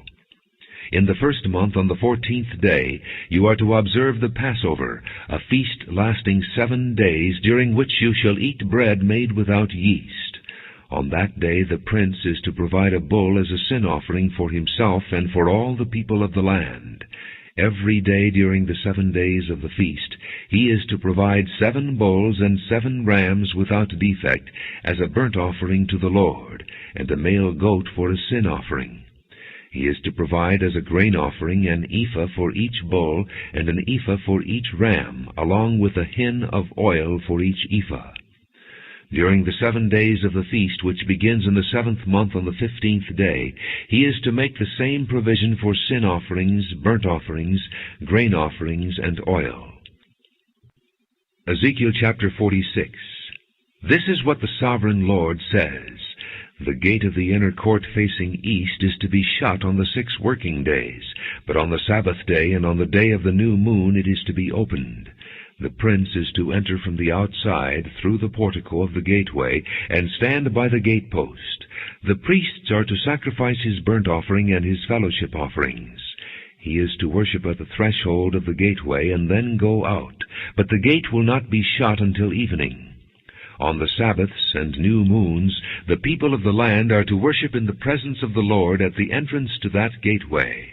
The burnt offering the prince brings to the Lord on the Sabbath day is to be 6 male lambs and a ram, all without defect. The grain offering given with the ram is to be an ephah, and the grain offering with the lambs is to be as much as he pleases, along with a hin of oil for each ephah. On the day of the new moon he is to offer a young bull, 6 lambs, and a ram, all without defect. He is to provide as a grain offering 1 ephah with the bull, 1 ephah with the ram, and with the lambs as much as he wants to give, along with a hin of oil with each ephah. When the prince enters, he is to go in through the portico of the gateway, and he is to come out the same way. When the people of the land come before the Lord at the appointed feasts, whoever enters by the north gate to worship is to go out the south gate, and whoever enters by the south gate is to go out the north gate. No one is to return through the gate by which he entered, but each is to go out the opposite gate. The prince is to be among them, going in when they go in, and going out when they go out. At the festivals and the appointed feasts, the grain offering is to be an ephah with a bull, and ephah with a ram, and with the lambs as much as one pleases, along with a hin of oil for each ephah. When the prince provides a freewill offering to the Lord, whether a burnt offering or fellowship offerings, the gate facing east is to be opened for him. He shall offer his burnt offering or his fellowship offerings as he does on the Sabbath day. Then he shall go out, and after he has gone out, the gate will be shut. Every day you are to provide a year-old lamb without defect for a burnt offering to the Lord. Morning by morning you shall provide it. You are also to provide with it morning by morning a grain offering, consisting of 1/6 of an ephah with 1/3 of a hin of oil to moisten the flour. The presenting of this grain offering to the Lord is a lasting ordinance. So the lamb and the grain offering and the oil shall be provided morning by morning for a regular burnt offering. This is what the sovereign Lord says. If the prince makes a gift from his inheritance to one of his sons, it will also belong to his descendants. It is to be their property by inheritance. If, however, he makes a gift from his inheritance to one of his servants, the servant may keep it until the year of freedom. Then it will revert to the prince. His inheritance belongs to his sons only. It is theirs. The prince must not take any of the inheritance of the people, driving them off their property. He is to give his sons their inheritance out of his own property, so that none of my people will be separated from his property. Then the man brought me through the entrance at the side of the gate to the sacred rooms facing north, which belonged to the priests, and showed me a place at the western end.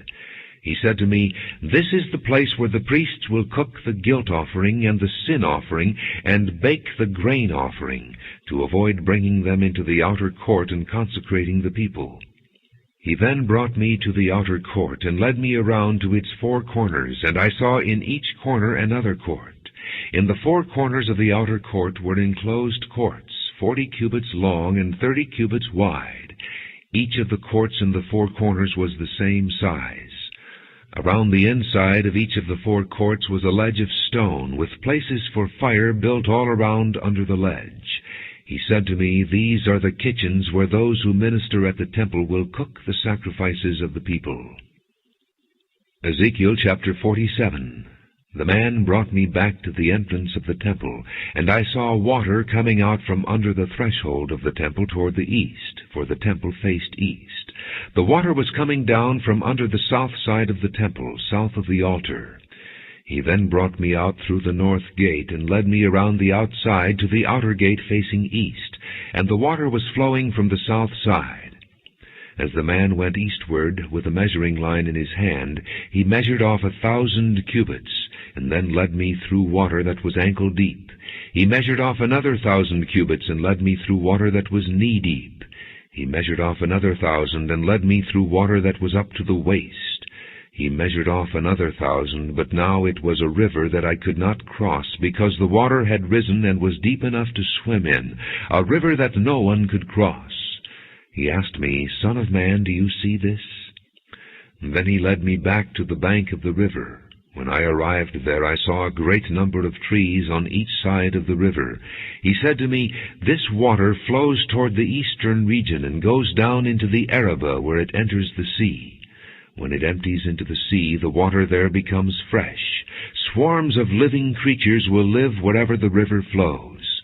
There will be large numbers of fish, because this water flows there and makes the salt water fresh. So where the river flows, everything will live. Fishermen will stand along the shore. From En-Gedi to En-Eglaim there will be places for spreading nets. The fish will be of many kinds, like the fish of the great sea, but the swamps and marshes will not become fresh. They will be left for salt.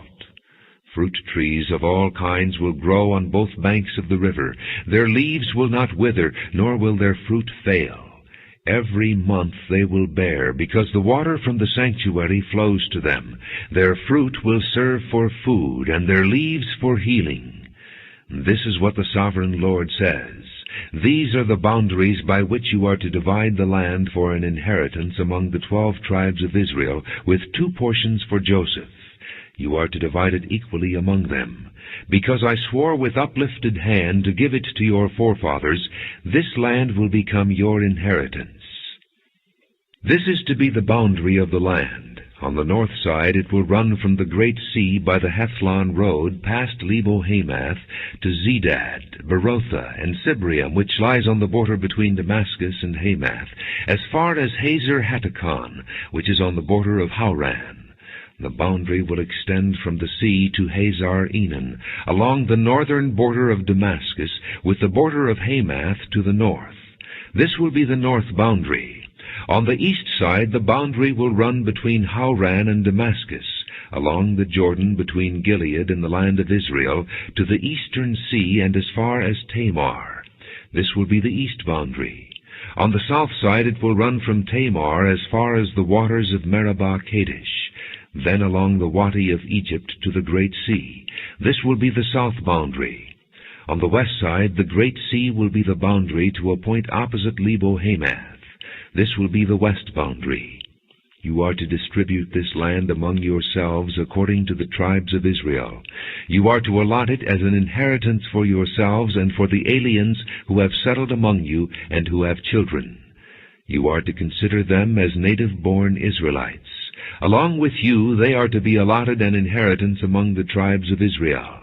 In whatever tribe the alien settles, there you are to give him his inheritance, declares the sovereign Lord. Ezekiel chapter 48.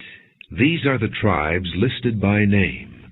At the northern frontier Dan will have 1 portion. It will follow the Hethlon road to Lebo-Hamath.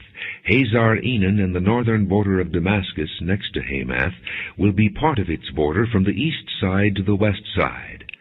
Asher will have 1 portion. It will border the territory of Dan from east to west.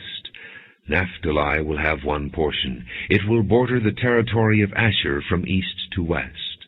Manasseh will have 1 portion. It will border the territory of Naphtali from east to west. Ephraim will have 1 portion. It will border the territory of Manasseh from east to west. Reuben will have 1 portion. It will border the territory of Ephraim from east to west. Judah will have 1 portion. It will border the territory of Reuben from east to west. Bordering the territory of Judah from east to west will be the portion you are to present as a special gift. It will be 25,000 cubits wide, and its length from east to west will equal 1 of the tribal portions. The sanctuary will be in the center of it. The special portion you are to offer to the Lord will be 25,000 cubits long and 10,000 cubits wide. This will be the sacred portion for the priests. It will be 25,000 cubits long on the north side, 10,000 cubits wide on the west side, 10,000 cubits wide on the east side, and 25,000 cubits long on the south side. In the center of it will be the sanctuary of the Lord. This will be for the consecrated priests, the Zadokites, who were faithful in serving me and did not go astray as the Levites did when the Israelites went astray. It will be a special gift to them from the sacred portion of the land, a most holy portion bordering the territory of the Levites. Alongside the territory of the priests, the Levites will have an allotment 25,000 cubits long and 10,000 cubits wide. Its total length will be 25,000 cubits, and its width 10,000 cubits. They must not sell or exchange any of it. This is the best of the land, and must not pass into other hands, because it is holy to the Lord. The remaining area, 5,000 cubits wide and 25,000 cubits long, will be for the common use of the city, for houses and for pasture land. The city will be in the center of it, and will have these measurements: The north side 4,500 cubits, the south side 4,500 cubits, the east side 4,500 cubits, and the west side 4,500 cubits. The pasture land for the city will be 250 cubits on the north, 250 cubits on the south, 250 cubits on the east, and 250 cubits on the west. What remains of the area bordering on the sacred portion and running the length of it will be 10,000 cubits on the east side and 10,000 cubits on the west side. Its produce will supply food for the workers of the city. The workers from the city who farm it will come from all the tribes of Israel. The entire portion will be a square, 25,000 cubits on each side. As a special gift you will set aside the sacred portion along with the property of the city. What remains on both sides of the area formed by the sacred portion and the city property will belong to the prince. It will extend eastward from the 25,000 cubits of the sacred portion to the eastern border, and westward from the 25,000 cubits to the western border. Both these areas running the length of the tribal portions will belong to the prince, and the sacred portion with the temple sanctuary will be in the center of them. So the property of the Levites and the property of the city will lie in the center of the area that belongs to the prince. The area belonging to the prince will lie between the border of Judah and the border of Benjamin. As for the rest of the tribes, Benjamin will have one portion. It will extend from the east side to the west side. Simeon will have one portion. It will border the territory of Benjamin from east to west. Issachar will have one portion. It will border the territory of Simeon from east to west. Zebulun will have one portion. It will border the territory of Issachar from east to west. Gad will have one portion. It will border the territory of Zebulun from east to west. The southern boundary of Gad will run south from Tamar to the waters of Meribah Kadesh, then along the Wadi of Egypt to the Great Sea. This is the land you are to allot as an inheritance to the tribes of Israel, and these will be their portions, declares the sovereign Lord. These will be the exits of the city. Beginning on the north side, which is 4,500 cubits long, the gates of the city will be named after the tribes of Israel. The 3 gates on the north side will be the gate of Reuben, the gate of Judah, and the gate of Levi. On the east side, which is 4,500 cubits long, will be 3 gates, the gate of Joseph, the gate of Benjamin, and the gate of Dan. On the south side, which measures 4,500 cubits, will be 3 gates, the gate of Simeon, the gate of Issachar, and the gate of Zebulun. On the west side, which is 4,500 cubits long, will be 3 gates, the gate of Gad, the gate of Asher, and the gate of Naphtali. The distance all around will be 18,000 cubits, and the name of the city from that time on will be, "The Lord is there."